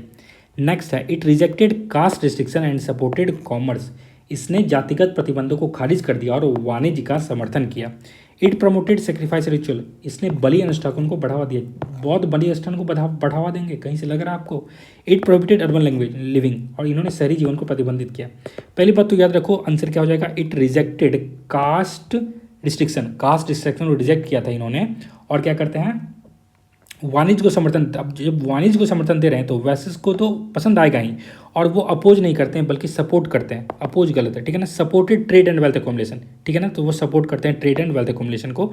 और प्रमोट सेक्रीफाइस, ये भी गलत है, और प्रोहिबिटेड भी नहीं करते अर्बन लिविंग को। तो हमारा सही जवाब क्या हो जाएगा, आंसर विल बी बी। तो याद रखो 24 का answer will be B. Why did Buddhism gain popularity among the Vaishya, because it rejected caste restriction and supported commerce. वैश्यों के बीच बौद्ध धर्म ने लोकप्रियता क्यों हासिल की, क्योंकि इसने जातिगत प्रतिबंधों को खारिज कर दिया और वाणिज्य का समर्थन किया था। किसका समर्थन किया था, वाणिज्य का समर्थन किया था। 25 के नंबर पे आ जाएंगे हम लोग, किस पे आते हैं हम लोग, 25 के क्वेश्चन पे आ जाएंगे। Which Buddhist council which Buddhist council is associated with the final compilation of Abhidhamma Pitaka, यानी कि अभिधम पिटक का ना फाइनल कंपाइलेशन आपसे पूछा जा रहा है। क्या पूछा जा रहा है? फाइनल कंपाइलेशन आपसे पूछा जा रहा है अभिधम पिटक का। तो ये फर्स्ट काउंसिल राजगीर में हुई, ये राजगीर के फर्स्ट काउंसिल में हुई, या फिर ये सेकंड काउंसिल वैशाली में हुई, थर्ड काउंसिल पाटलिपुत्रा में, या फिर फोर्थ काउंसिल के कुंडलवन में। आपको बताना, देखो इसका सही जवाब याद रख लो, फोर्थ काउंसिल में होती है ना। आपसे जब भी पूछेगा ना फाइनल कंपाइलेशन ऑफ अभिधम पिटक, आप हमेशा मार के आओगे फोर्थ काउंसिल, जो कि कुंडलवन कश्मीर में हुई थी। कहाँ पे? कश्मीर में। ठीक है, तो याद रखना जब भी आपसे पूछ दे final compilation of Abhidhamma Pitaka, answer will be Kundalvan Kashmir, answer will be Kundalvan Kashmir 25। ठीक है ना, डन है, डन है, याद रखना 25। अब हम लोग यहाँ पे डिटेल में, अब बुद्धिस्ट काउंसिल बहुत ही रिपीटेटिव आपका ये फैक्ट है ना, इससे कई बार सवाल बनते हैं, तो हम लोग इसे बहुत डिटेल में करने वाले हैं। बुद्धिस्ट काउंसिल क्या करेंगे? बहुत डिटेल में बुद्धिस्ट काउंसिल को हम लोग अभी कवर करेंगे, कोई दिक्कत नहीं। आइए शुरू करते हैं। देखो यहाँ पे सबसे पहले फर्स्ट बुद्धिस्ट काउंसिल की बात करते हैं। फर्स्ट बुद्धिस्ट काउंसिल, ठीक है ना, याद करना सबसे पहले तो आपको प्लेस याद होना चाहिए। कहाँ पे? तो यह राजगढ़िया में। कहाँ पे? राजगढ़िया, याद रखोगे, ठीक है ना। और राजगढ़िया में भी कहाँ पे? तो सतपनी केव में, सतपनी केव्स में। ऐसे तो आपसे राजगढ़ी पूछा जाएगा, बट मैं आपको थोड़ा डिटेल में बता दे रहा हूँ ताकि आप ज़्यादा कमांड रहे, ठीक है ना, आप अपने अपने अच्छे पोजिशन पाए। तो फर्स्ट बुद्धिस्ट काउंसिल राजगढ़िया में होती है। पैट्रन कौन थे रूलर उस टाइम में? अजात शत्रु। कौन थे? अजात शत्रु। प्रेसिडेंट कौन थे वहाँ पे? प्रेसिडेंट जो थे वो कौन थे? महाकश्यप। महाकश्यप, याद रखोगे, महाकश्यप थे। और यहाँ पे जो आउटकम था ना, वहाँ पे आउटकम क्या होता है ना, तो कंपैलेशन ऑफ बुद्धा टीचिंग, यानी कि विनय पिटक और सुत पिटक को याद रखो। विनय पिटक और सुत पिटक, मैंने अभी जस्ट थोड़ी देर पहले विनय पिटक और सुत पिटक के बारे में आपको बताएंगे, नहीं आगे बताने वाला हूँ, ठीक है। तो विनय पिटक और सुत पिटक हम लोग पढ़ेंगे ना, विनय पिटक क्या था और सुत पिटक क्या है। तो आपको बस इसमें से पहली बात याद रखो, फर्स्ट बुद्धिस्ट काउंसिल कहाँ होती है? राजगढ़िया में होती है। राजगढ़िया में कहाँ? सतपनी केव्स में होती है। राजगढ़िया के सतपनी केव्स में होती है। अजातशत्रु महाकश्यप, अजातशत्रु महाकश्यप। और यहाँ पे क्या होता है? यहाँ विनय पिटक और सुत पिटक जो कंपाइलेशन किया जाता है, ठीक है ना, बुद्धा की जो टीचिंग है ना, compilation of Buddha teaching into Vinaya Pitaka and सुत पिटक को रिसाइट यहाँ पे किया जाता है। तो बहुत इंपॉर्टेंट है। तो फर्स्ट बुद्धिस्ट काउंसिल आपको याद हो गया, मैं फिर से पूछूंगा, बता दोगे? तो देखो फर्स्ट बुद्धिस्ट काउंसिल आपको फिर से बताना, फिर से मैं पूछ रहा हूँ, जल्दी बताओ। फर्स्ट बुद्धिस्ट काउंसिल में आपसे पूछूं कहाँ हुआ, तो आपको बताना होगा राजगढ़िया सतपनी केव्स में। कौन थे उस टाइम में? कौन से रूलर थे? अजातशत्रु, आपको बताना होगा। प्रेसिडेंट कौन थे? महाकश्यप, भूलो मत, महाकश्यप। क्या होता है यहाँ पे? यहाँ पे क्या होता है? कंपाइलेशन ऑफ बुद्धा की टीचिंग हुई। विनय पिटक और सुत पिटक को आप नहीं भूल सकते हो, विनय पिटक और सुत पिटक को आप नहीं भूल सकते हो, ठीक है। तो मेरे ख्याल से फर्स्ट बुद्धिस्ट काउंसिल आपको याद हो गया होगा, ठीक है। चलते हैं हम लोग सेकेंड बुद्धिस्ट काउंसिल को यहाँ पे देखते हैं। देखो सेकेंड बुद्धिस्ट काउंसिल, देखो सेकेंड बुद्धिस्ट काउंसिल ये कहाँ पे होती है? तो पहली वाली कहाँ हुई थी? राजगढ़िया में। ये होती है वैशाली में। कहाँ होती है? वैशाली में, ठीक है ना। इस टाइम में कौन है? तो काला अशोक, काला अशोक, काकवर्ण भी जिसको कहते थे। और इस टाइम में प्रेसिडेंट कौन है? शब्बकमी। कौन है? शब्बकमी, ठीक है ना, याद रखोगे। और यहाँ पे डिस्प्यूट होता है over monastic rules division between Sthaviravada और महासंघिका। तो स्थविरादा और महासंघिका के बीच में डिस्प्यूट, विवाद होता है। तो ये बहुत डिटेल में अगर जाएंगे तो आपसे ये पूछ लेंगे, क्योंकि बहुत कम चांस है कि आपसे ये पूछे, बाकी वो आपको यहीं से क्वेश्चन करेंगे। तो आप याद रखोगे सेकेंड बुद्धिस्ट काउंसिल जो है ये वैशाली में हुई। कालाशोक और शब्बकमी को आपको नाम याद रखना है। किसका नाम याद रखना है? कालाशोक और शब्बकमी का आपको नाम याद रखना है। Vaishali, Kalashoka, Sabakami. First Buddhist council बता दोगे आप? बता दोगे। राजगढ़िया में हुई थी। अजातशत्रु थे, महाकश्यप थे। बुद्धा के टीचिंग को किया गया रिसाइट, विनय पिटक, सुत पिटक, डन है। सेकंड बुद्धिस्ट काउंसिल भी आप देखे भी ना बता सकते हो यार। सेकंड बुद्धिस्ट काउंसिल कहाँ होती है? वैशाली में होती है, ठीक है ना। कौन थे? कालाशोक थे। प्रेसिडेंट कौन थे? शब्बकमी थे। यहाँ पे क्या होता है? डिस्प्यूट होता है। स्थरवीरदा और महासंघिका को लेकर यहाँ पे डिस्प्यूट हो जाता है। तो दो बुद्धिस्ट काउंसिल तो हमने यहाँ पे क्लियर कर लिए हैं। अब हम लोग थर्ड बुद्धिस्ट काउंसिल को भी एक बार जल्दी से, बहुत जल्दी से, जैसे मैं आपको डिटेल में बताऊं, इसको याद करवा दूंगा। देखो थर्ड बुद्धिस्ट काउंसिल यहाँ पे हमारी पाटलिपुत्रा में होती है। पाटलिपुत्रा में होती है, ये आपको याद रखोगे। कौन थे? अशोक के टाइम में। किसके टाइम में? अशोक के टाइम में। अशोक का याद रखो। प्रेसिडेंट मोगाली पुत्र तीसा, मोगली पुत्र तीसा के टाइम में, ठीक है, ये याद रखोगे। यहाँ पे प्यूरिफिकेशन ऑफ संघा की बात होती है और compilation of Abhidhamma Pitaka missionary activities.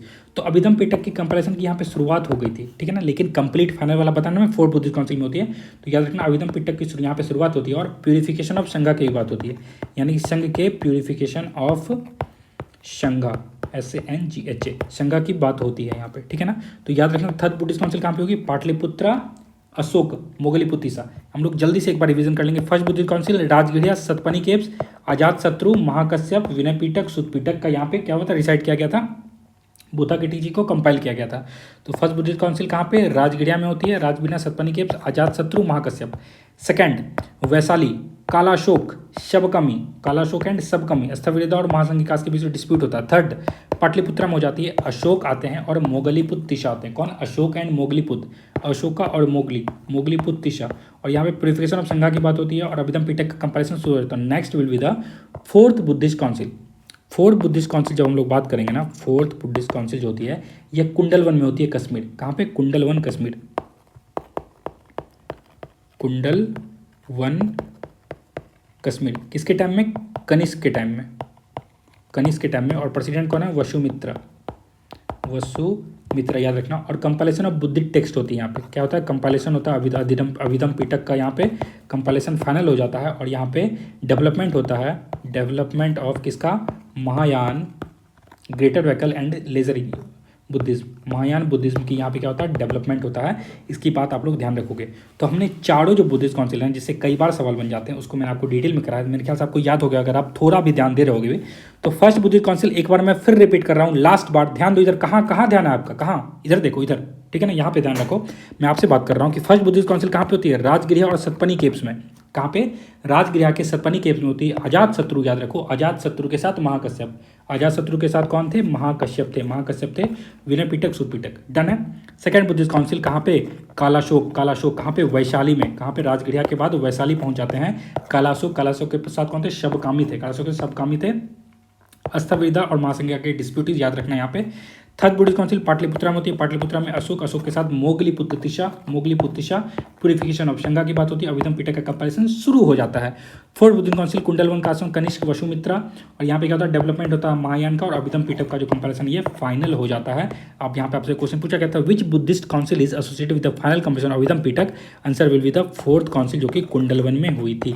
मेरे ख्याल से इतनी चीज़ें क्लियर हैं। चलते हमारे अगले सवाल पे। तो हमारा 26 नंबर का सवाल कह रहा है, Buddhist doctrine of pratityasamutpada serves as the middle path between. बौद्ध सिद्धांत प्रत्यय समुत्पाद किनके बीच मध्य मार्ग के रूप में कार्य करता है। ऑप्शन है इटर्निज्म एंड निहिलिज्म, यानी कि शाश्वतवाद और उच्छेजवाद, या फिर हेडोनिज्म एंड एस्केटिज्म, सुखवाद और तपस्या। नेक्स्ट है रिचुअलिज्म एंड मेटेरियलिज्म, यानी कि कर्मकांड और भौतिकवाद, या फिर मोनार्की एंड रिपब्लिक, राजतंत्र और गणराज। देखो इसका सही जवाब क्या हो जाएगा, इसका सही जवाब हो जाएगा इटर्नलिज्म एंड निहिलिज्म, यानी कि जो बौद्ध सिद्धांत है प्रतीत समुत्पाद, यह शाश्वतवाद और उच्छेजवाद, यानी कि इटर्नलिज्म और उच्छेजवाद के बीच में यह मिडिल पाथ की तरह काम करता है। अब आप में से बहुत को कुछ समझ में ही नहीं आ रहा होगा कि भाई साहब एक तो ये वर्ड पढ़ने में नहीं हो रहा हमें, ठीक है ना, प्रत्यय समुत्पाद ये है क्या, ठीक है ना। कुछ लोगों को ऐसा लग रहा होगा ये इटर्नलिज्म क्या है। इटर्नलिज्म तो चलो थोड़ा थोड़ा समझ में आ रहा है कि कहीं कहीं मैंने पढ़ा कि इटर्नल होता है कुछ, वो हमेशा रहता है, लेकिन ये निहिलिज्म तो कुछ पल्ले ही नहीं पड़ रहा कि ये निहिलिज्म क्या होता है। तो आपको इन्हीं सवाल को मैं सॉल्व करने के लिए तो मैं यहाँ पे हूँ। देखिए समझिएगा मेरी बात को। तो हम लोग किसके बारे में बात करेंगे, हम लोग बात करने जा रहे हैं ना प्रत्यय, ठीक है, ध्यान से देखिएगा, समुत्पदा के बारे में, ठीक है ना, प्रत्यय समुत्पदा के बारे में। बहुत ही कॉन्सेप्ट, ये पूरा कॉन्सेप्ट है ना, अगर आप ये कॉन्सेप्ट समझ गए तो ये वर्ड आपके लिए कुछ भी नहीं हो जाएंगे। तो सबसे पहली बात आपको समझनी, ये बुद्धिस्ट डॉक्ट्राइन है, ठीक है ना। आपसे पूछ दो डायरेक्ट क्वेश्चन ऐसे ही बनते हैं, तो यह बुद्धिस्ट डॉक्ट्राइन है, ठीक है ना, बुद्धिस्ट से रिलेटेड है। और इसका कहना है कि सब कुछ किसी काउज के कारण से होता है। कहना है कि सब कुछ जो है, प्रत्यय समुत्पाद कहता है कि सब कुछ किसी काउज या फिर किसी रीजन के कारण से होता है, कारण से होता है, ये समझ गए आप। तो प्रत्यय समुत्पाद का कहना है कि सब कुछ ना किसी रीजन से होता है। ये किस पे बिलीव करता है, ये काउज एंड इफेक्ट चेन पे बिलीव करता है, काउज एंड इफेक्ट चेन पे बिलीव करता है, ठीक है ना। और इनका कहना है कि नथिंग एग्जिस्ट इंडिपेंडेंटली, यानी कि कुछ भी जो है ना, नथिंग एग्जिस्ट, कुछ भी जो है इंडिपेंडेंटली एग्जिस्ट करता ही नहीं है। और ये जो ना रिजेक्ट करता है, कुछ भी परमानेंट नहीं है। ये क्या कहता है कि नथिंग इज परमानेंट, कुछ भी, यानी कि कुछ भी परमानेंट नहीं है। इनका कहना है कि कुछ भी परमानेंट है, और यही जो बात है ना, जबकि इटर्नलिज्म कहती है कि सब कुछ परमानेंट है, तो ये जो इटर्नलिज्म को क्या करता है, ये रिजेक्ट करता है। इटर्नलिज्म को ये क्या कर रहा है, रिजेक्ट कर रहा है। और एक चीज़ और ये कहता है कि कुछ भी कंप्लीटली ज़ीरो नहीं है, मीनिंगलेस नहीं है। कुछ भी जो है, कुछ भी कंप्लीटली ज़ीरो कह लो या फिर मीनिंगलेस कह लो, क्या कह लो, मीनिंगलेस कह लो, नहीं है। और ये जो मीनिंगलेस वाली बात है ना, इसी को हम लोग निहिलिज्म कहते हैं। क्या कहते हैं, निहिलिज्म कहते हैं। तो इटर्नलिज्म और निहिलिज्म, ठीक है ना। तो ये जो इटर्नलिज्म हो गया, यहाँ पे एक आता है इटर्नलिज्म, इटर्नलिज्म और निहिलिज्म, ठीक है ना। ये दोनों चीज़ आप समझ गए। इटर्नलिज्म क्या कहता है कि सब कुछ जो है परमानेंट है, और निहिलिज्म कहता है कि कुछ भी परमानेंट, सब कुछ मीनिंगलेस है, ठीक है ना, सब कुछ मीनिंगलेस है। ये बात कह रहा है आपसे। तो इसी का जो मिडिल पाथ है ना, इसी का जो मिडिल पाथ है, इसी मिडिल पाथ पे कौन आके बैठता है, इसी मिडिल पाथ पे आता है हमारा, कौन है, तो ये ये जो हमारा है, क्या कहते हैं इसको, प्रत्यय समुत्पदा। प्रत्यय जो समुत्पदा है, ये इसी के बीच में आता है, प्रत्यय,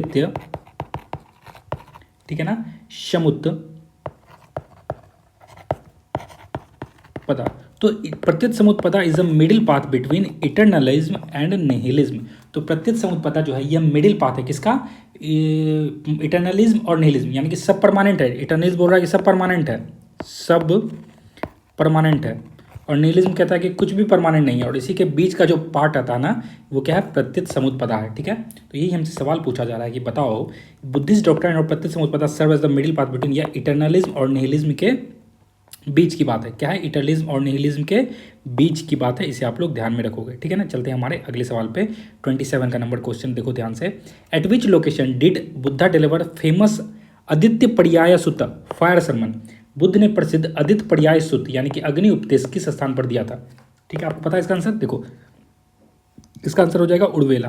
क्या हो जाएगा, उरुवेला। इस बात का ध्यान रखना। तो बुद्ध ने अपना फायर सरमन, ठीक है ना, फर्स्ट सरमन नहीं, फर्स्ट सरमन तो सारनाथ में दिया था, आप में से बहुत को पता होगा, लेकिन फायर सरमन जो ये उरुवेला में दिया था। उरुवेला कहाँ पे, बोध गया बिहार में। तो हम लोग फायर सरमन के बारे में ना कुछ चीज़ यहाँ पे हम लोग देखते हैं, समझते हैं। देखो, तो बुद्ध का जो फायर सरमन है ये, ठीक है ना,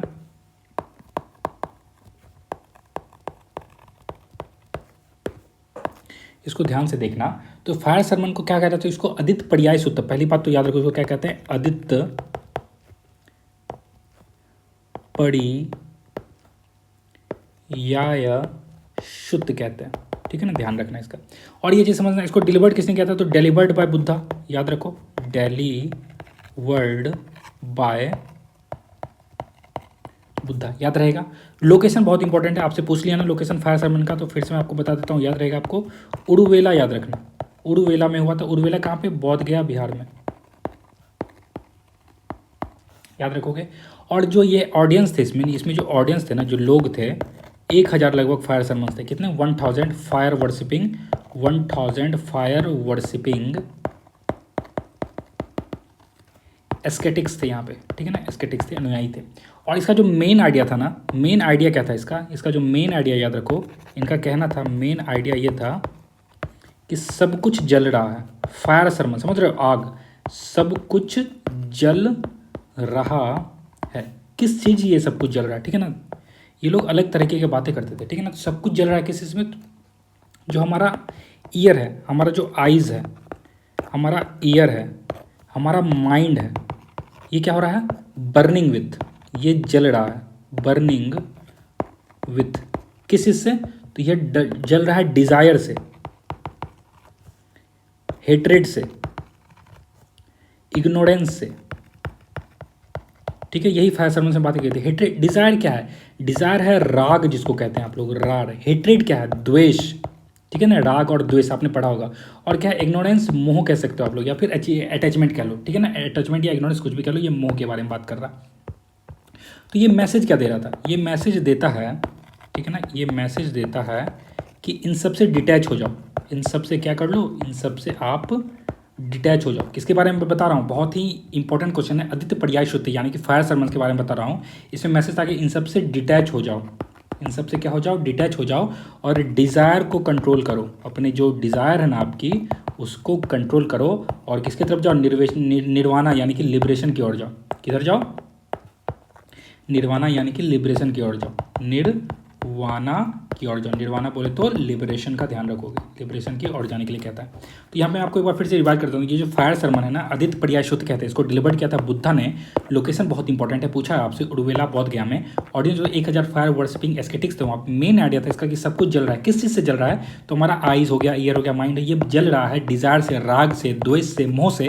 तो इन सब का मैसेज क्या है? इन सबसे डिटैच होना है आपको, अपने डिजायर को कंट्रोल करना है ताकि आप निर्वाणा पा सको, आप लिबरेशन पा सको। यही बात है पूरा। तो मेरे ख्याल से ये चीज़ आपको अब समझ में आ गई होगी। तो at which location did Buddha deliver the famous Aditya Paryayashuddha fire sermon? तो आंसर विल बी उरुवेला। कहाँ पे? उरुवेला में उन्होंने दिया था, याद होगा आपको। चलते हम लोग 28 के सवाल पे। देखो, arrange the Buddhist text logically according to the subject matter. तो यहाँ जो बुद्धिस्ट टेक्स्ट है ना, विनय, सूत्र एंड अभिधम पिटक, इसको आपको लॉजिकली लगाना है। कैसे लगाना है? लॉजिकली लगाना है कि सबसे पहले क्या आएगा, फिर क्या आएगा, फिर क्या आएगा, ये चीज़ आपको लगाना है। समझ गए? तो देखो यहाँ पे आंसर विल बी 1 2 3। सबसे पहले विनय पिटक ही आएगा, फिर सुत आएगा, फिर अभिधम पिटक आएगा। ये हमने पढ़ा है अभी, ठीक है ना। अब हम लोग थोड़ा सा इसके बारे में डिटेल में जाते हैं, ठीक है ना। विनय पिटक, सुत पिटक और अभिधम पिटक। सबसे पहले देखो विनय पिटक,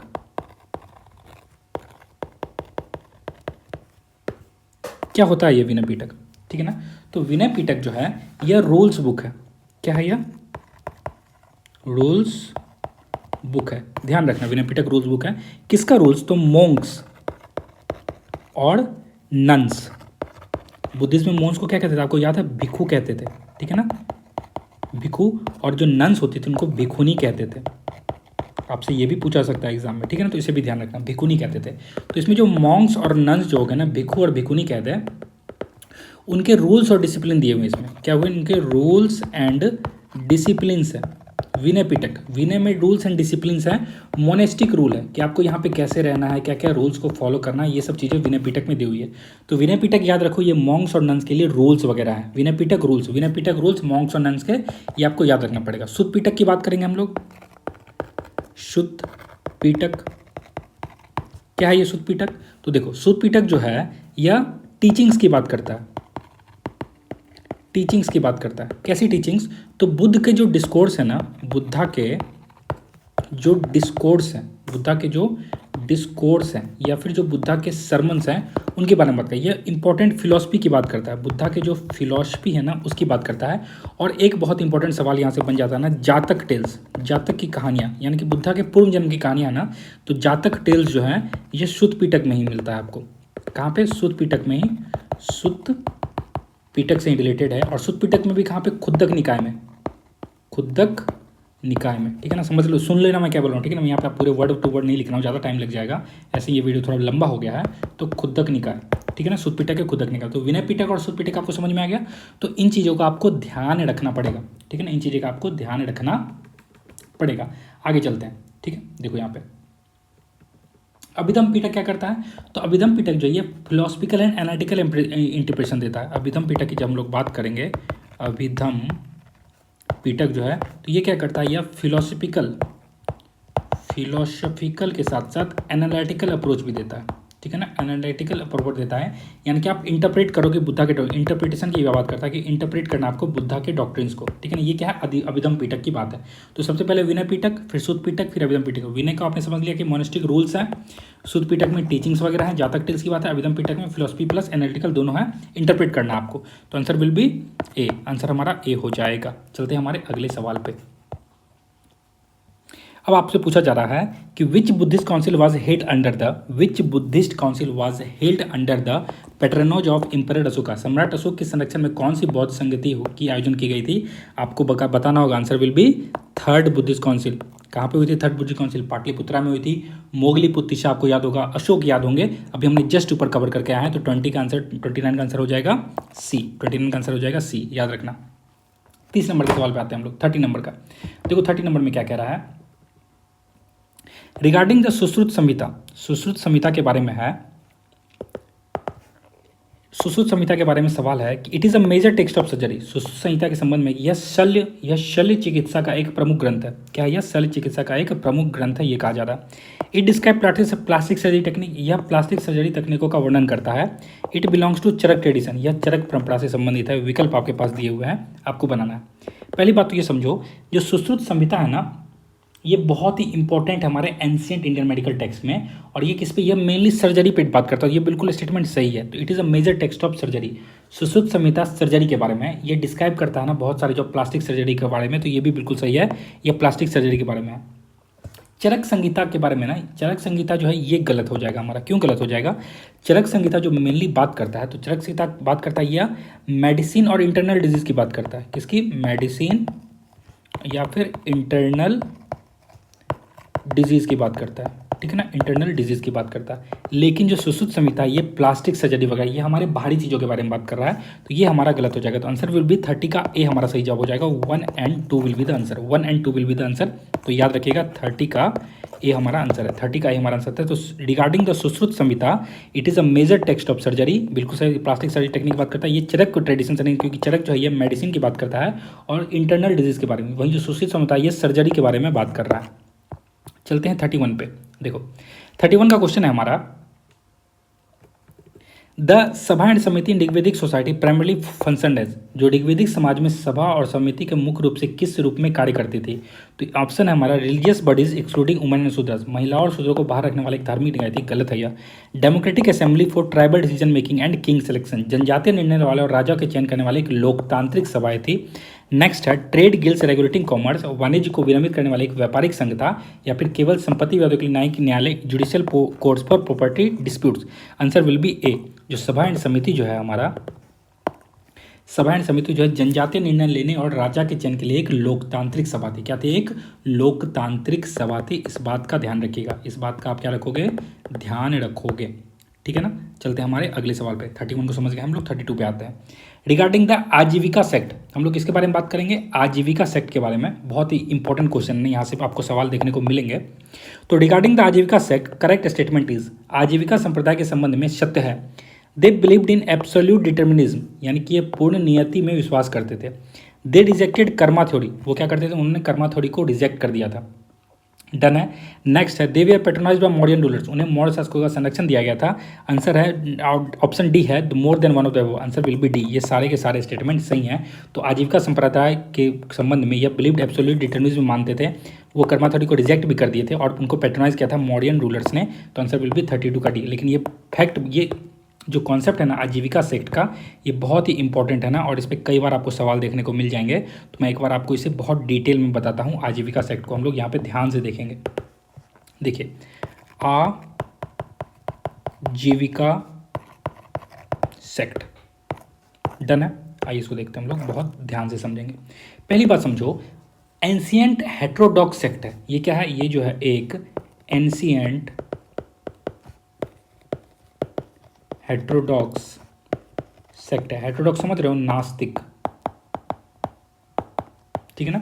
ये क्या है? एक एंशियंट हेट्रोडॉक्स सेक्ट है जो बुद्धिज्म और जैनिज्म के टाइम पर एग्जिस्ट करता था। किसके टाइम पे? बुद्धिज्म और जैनिज्म के टाइम में एग्जिस्ट करता। इसके जो फाउंडर है, बहुत इंपॉर्टेंट है, इसके जो फाउंडर है, भूलना मत इनका नाम है मक्काली घोषा, मक्काली गोशाला, ठीक है ना। इनके फाउंडर का नाम क्या है? मक्काली गोशाला। ये नाम आप याद रखोगे।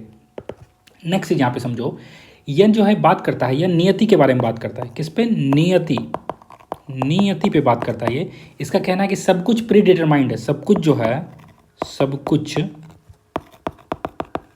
फिक्स्ड है, ठीक है ना, सब कुछ फिक्स्ड है ये कहते हैं। ह्यूमन एफर्ट्स का कोई रोल नहीं है। इनका कहना है कि ह्यूमन एफर्ट्स का कोई रोल नहीं है, कोई रोल नहीं है, ह्यूमन एफर्ट्स का कोई रोल नहीं है। डन है। और कहते हैं इम्पोर्टेंट, और ये जो है, जो होना है वो पहले से, इनका कहना है कि जो भी होना है ना, जो होना है वो पहले से डिसाइडेड है, ठीक है ना। इनका कहना है जो भी होना है ना वो पहले से डिसाइडेड है। और ये ना नो फ्री विल में विश्वास करते हैं। नो फ्री विल, कुछ भी फ्री विल नहीं है। रिजेक्टेड कर्मा थ्योरी, ठीक है ना। कर्मा थ्योरी को रिजेक्ट कर देते हैं, ये कर्मा थ्योरी को रिजेक्ट कर देते हैं। आजीविका सेक्ट कर्मा थ्योरी को रिजेक्ट कर देते हैं, ठीक है ना। तो इंसान अपनी लाइफ चेंज नहीं कर सकता। इनका सीधा मतलब है कि इंसान अपनी लाइफ चेंज नहीं कर सकता। इंपॉर्टेंट डिफरेंस जो है जैनिज्म और बुद्धिज्म के, ये कर्मा थ्योरी का रिजेक्शन जो है ये बहुत ही इंपॉर्टेंट है।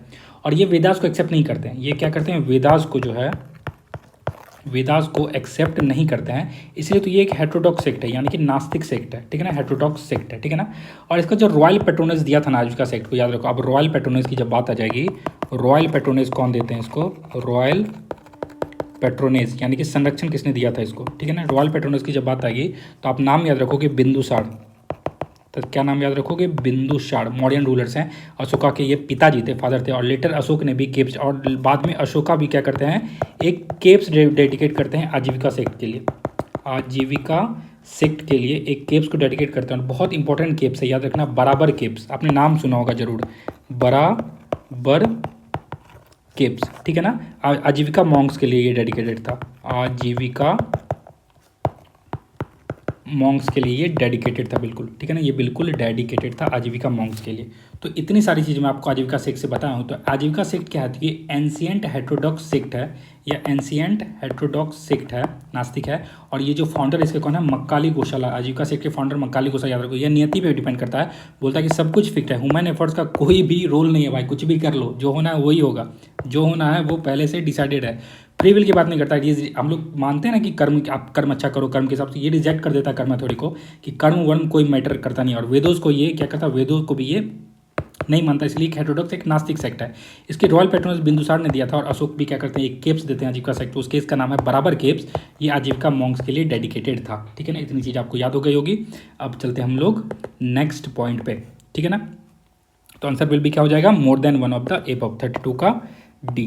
33 पे आते हैं, देखो 33 क्या कह रहा है, arrange the Magadhan dynasty in chronological order. आपको क्या करना है, मगधन डायनेस्टी को क्रोनोलॉजिकल ऑर्डर में लगाना है, ठीक है ना। आंसर विल भी क्या हो जाएगा, आंसर विल भी ए 1 2 3, 1 2 3, हरियंग, शिशुनाग एंड नंद, ठीक है ना। अब हम लोग एक बार मगधन डायनेस्टी के बारे में हम लोग अच्छे से डिटेल में यहाँ पे कर लेते हैं, ताकि बहुत सारी चीज़ आपको याद हो जाए। मगधन डायनेस्टी, आप लोग कमेंट करके जरूर बताना कि आपको ये लेक्चर मेरा बताने का तरीका ना, टेस्ट सीरीज सॉल्व करने का तरीका आपको लगा कैसा, ठीक है ना। मैं वेट करूंगा ताकि मैं बाकी टेस्ट सीरीज भी आपके लिए ला पाऊँ। तो सबसे पहले हम लोग हरियंक की बात करते हैं, ठीक है ना। हरियंक कौन, बिंबिसार, कौन, बिंबिसार, ठीक है ना। फाउंडर कौन है इसके, हरियंक वंश के। फिर क्या है, शिशुनाग, हरियंक के बाद कौन आ रहा है, शिशुनाग आ रहा है। शिशुनाग के कौन है, शिशुनाग खुद, शिशुनाग ही याद रखना। नेक्स्ट है नंद, नंद के कौन है, नंद के है महापद्म नंद, महापद्म नंद। आपसे पूछा जाता है ये क्वेश्चन, रिसेंटली भी पूछा गया एग्जाम में शायद। नेक्स्ट फिर मौर्य है, मौर्य के कौन, तो चंद्रगुप्त मौर्य, चंद्रगुप्त मौर्य, किसकी मदद से, कौटिल्य की मदद से, कौटिल्य की मदद से। नेक्स्ट आओ आपको शुंग पे आओगे आप, शुंग, ये तो आपसे एग्जाम में मतलब आपके क्वेश्चन में बस तीन ही थी, मैं आपको आगे के बता दे रहा हूँ। शुंग में कौन है, तो पुष्यमित्र शुंग, पुष्यमित्र शुंग का नाम याद रखो। और कण्व याद रखोगे, ठीक है ना, कण्व। तो कण्व से कौन है, वासुदेव, कण्व, वासुदेव कण्व, डेट्स इट। तो आपको इतना याद रखना ना, ऐसे करें, हसीना मान जाएगी, ठीक है ना, याद रखो, हसीना मान, और फिर एस के याद कर लोगे, ठीक है। तो देखो हरियंक जो है बिंबिसार, हरियंक, हरियंक है, फिर शिशुनाग है, हरियंक, शिशुनाग, नंद, और फिर मौर्य, हरियंक, शिशुनाग, नंद, मौर्य, फिर शिशुनाग, फिर शुंग एंड कण्व, फिर शुंग एंड कण्व। तो आपको ये जो पूरा क्रोनोलॉजी है आपको ये याद करना पड़ेगा। तो हरियंक है, फिर शिशुनाग है, फिर नंद है, फिर मौर्य है, फिर शुंग है, फिर कण्व है, फिर कण्व है। ये तीन चीज़ें आपको याद करोगे, ठीक है, डन है। चलते हैं 34 पे। देखो 34 का हमारा क्वेश्चन कह रहा है, रिगार्डिंग द नंद डायनेस्टी, यानी कि नंद डायनेस्टी के बारे में आपसे पूछा जा रहा है, ठीक है ना। Regarding the Nand dynasty, in statement को आपको पढ़ना है। देखो क्या कहते हैं यहाँ पे, पहली बात है कि they maintained a huge standing army, ये जो थे ना उन्होंने एक विशाल स्थायी सेना बनाए रखी थी, ठीक है। Next, they were low social origin according to the some source, और कहते हैं कि कुछ सोर्स के होता है वो लो सोशल ऑरिजिन के थे नंद डायनेस्टी के बारे में। They were overthrown by Chandragupta Maurya with the help of Kautilya, Chanakya. इसमें से सही कौन है, इसका आंसर हो जाएगा डी, 34 का डी। ये सारा का सारा सही है, ठीक है ना, ये सारा का सारा सही है। और याद रखना, जो नंद डायनेस्टी के बारे में आपको इतनी चीज़ें याद रखनी पड़ेगी। नंद डायनेस्टी के ये बहुत ही मेंटेन करते थे ना, बहुत बड़ी आर्मी, विशाल स्थायी सेना थी इनकी। और कुछ स्रोतों के अनुसार ये निम्न सामाजिक उत्पत्ति के थे, निम्न सामाजिक उत्पत्ति के थे। और इनको अवर्तन करते हैं चंद्रगुप्त मौर्य, किसकी मदद से, कौटिल्य की मदद से, कौटिल्य की मदद से। तो आंसर विल बी 34 का डी हमारा सही जवाब है, उपरोक्त सभी। नेक्स्ट पाते हैं कलिंगा वार पे। देखो Kalinga war led to replace बेड़ी Ghosha with Dhamma Ghosha, this implies. कहते हैं कि कलिंगा वार जो है ना, बेड़ी घोषा को कलिंगा वार रिप्लेसेस बेड़ी Ghosha with Dhamma Ghosha, this implies. यानी कि कलिंग युद्ध के कारण अशोक ने बेड़ी घोष को धम्म घोष से बदल दिया। इसका तात्पर्य क्या है? इसका तात्पर्य यह है कि replacement of war policy with moral governance. Answer will B 35 का फिर से ए हमारा सही जवाब हो जाएगा। बेड़ी घोषा क्या है? बेड़ी घोषा का मतलब, बेड़ी घोषा यहाँ पे देखो, ठीक है ना। बेड़ी घोषा क्या होता है? तो बेड़ी घोषा जो है, बेड़ी घोषा इसको कहते हैं sound of war drums, sound of war drums. लेकिन धम्म घोषा क्या है? धम्म घोषा is the sound of righteousness, ठीक है ना, अच्छाई की राह पर, साउंड ऑफ राइटसनेस, ठीक है। तो यही चीज़ यहाँ पे क्या है, तो जो हमारा क्वेश्चन कहता है कि कलिंग वार के बाद अशोका ने रिप्लेस कर दिया बेड़ी घोषा को, यानी कि वार ड्रम्स को राइटनोसोस के ड्रम से रिप्लेस कर दिया। इसका मतलब है कि वो रिप्लेस कर देते हैं वार पॉलिसी को मॉरल गवर्नेंस से, वार पॉलिसी को मॉरल गवर्नेंस से। आप देखते हो 36 पे आते हैं।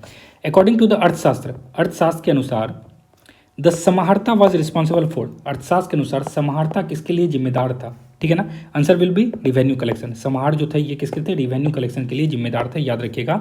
समाहर्ता is responsible for revenue collection. 36 का बी हो जाएगा। अब यहाँ पे हम लोग कुछ चीज़ों को ना जल्दी समझेंगे, ठीक है ना, बहुत जल्दी मैं आपको बताता हूँ, देखिएगा। तो यहाँ पे ना कुछ अर्थशास्त्र में ना बहुत सारे पोस्ट, ऑफिसर के पोस्ट को मेंशन किया गया है और उनके बारे में कुछ चीज़ें बता गई। सबसे पहले ना मंत्री को समझो, क्या है मंत्री किसको बोलते थे ना? Chief advisor of the king. ये मंत्री जो होता था ये क्या होता था? चीफ एडवाइजर होता था किंग का, ठीक है ना। और ये पॉलिसी मेकिंग में मदद करता था। तो ये क्या है? एडवाइजर भी है और पॉलिसी मेकिंग में मदद कर रहा है, ठीक है ना। एडवाइजर किसका? किंग का एडवाइजर है और पॉलिसी मेकिंग में भी मदद कर रहा है, पॉलिसी मेकिंग में भी मदद कर रहा है। ये तो मंत्री हो गया। फिर होता है पुरोहित। पुरोहित आप समझ रहे हो, पुरोहित किसको बोलते हैं? तो रॉयल प्रिस्ट को बोलते हैं, ठीक है ना। रॉयल प्रिस्ट को पुरोहित कहा जाता है, रॉयल प्रिस्ट को पुरोहित कहा जाता है ना। ये रिलीजियस रिचुअल्स हो गए, किंग को एडवाइस देना, मोरल और रिलीजियस मैटर बताना, ये सब किसका है? ये पुरोहित के ऊपर है। सेनापति क्या होगा? सेनापति आप समझ रहे हो ना, सेनापति होता था एक। तो सेनापति किसको बोलते हैं? तो commander in chief of army, ठीक है ना, commander in chief of army. Army के कमांडर इन चीफ को क्या कहते थे? सेनापति कहते थे। तो मंत्री समझ गया, पुरोहित समझ गए और सेनापति भी समझ गया। युवराज भी होता था एक, क्या होता था? युवराज किसको बोला जाता था? तो युवराज ना क्राउन प्रिंस होते थे। कौन होते थे? क्राउन प्रिंस को युवराज कहा जाता था। ये असिस्ट करते थे किंग को एडमिनिस्ट्रेशन में, समटाइम्स ये प्रोविंस को भी गवर्न करते थे। तो ये युवराज हो गए, क्राउन प्रिंस हो गए। अब आज जो हमसे पूछा गया था समाहर्ता,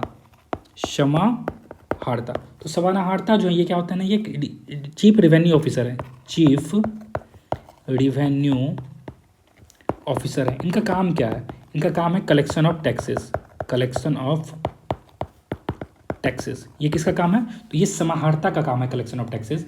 नेक्स्ट है सन्निधाता, ये इंपॉर्टेंट है फिर से, ठीक है ना। नेक्स्ट है सन्निधाता। समाहर्ता याद रखना और सन्निधाता भी याद रखना। सन्निधाता क्या कहता है? तो सन्निधाता इज ऑल अबाउट ट्रेजर, यानी कि जो ट्रेजर के बारे में, ठीक है ना, keep custody of royal treasury, ठीक है ना। जो रॉयल की जो ट्रेजरी है ना, जहाँ पे सारे हीरे जवाहरात सब है, उसकी देखभाल करने का काम किसका है? सन्निधाता का। तो ये रॉयल ट्रेजरी देखता था, क्या करता था? ये रॉयल ट्रेजरी देखता है। ये क्या करता है? रॉयल ट्रेजरी देखता है, ठीक है। नेक्स्ट है दंडपाला, याद रखना कौन है नेक्स्ट? दंडपाला, दंडपाला इंपॉर्टेंट है दंडपाला। दंडपाला का क्या काम है? तो दंडपाला का काम है officer responsible law and order. दंडपाल लॉ एंड ऑर्डर के लिए रिस्पॉन्सिबल। लॉ एंड ऑर्डर का काम किसका है? दंडपाल का। लॉ एंड ऑर्डर का काम किसका? दंडपाल का है। और नेक्स्ट है एक नगरका, क्या है? नगरका। नगरका क्या होता है? देखो NAGARAKA, नगरका। तो नगरका को समझो, ये सिटी सुपरिटेंडेंट होता है। क्या होता है? ये सिटी सुपरिटेंडेंट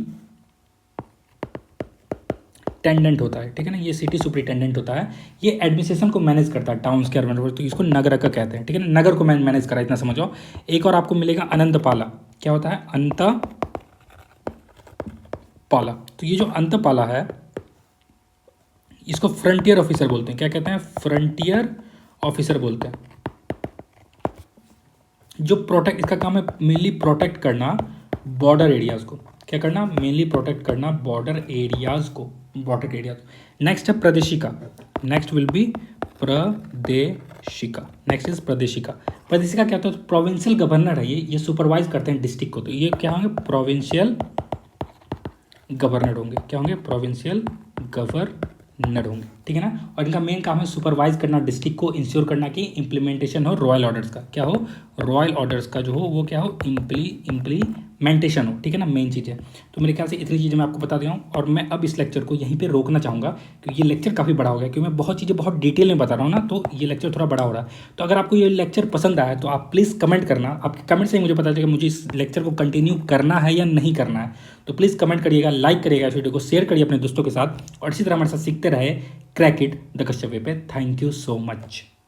मेरा ये चैनल सब्सक्राइब करें और मेरे हर अपडेट आपको मिले, इसके लिए बेल आइकन जरूर दबाइएगा।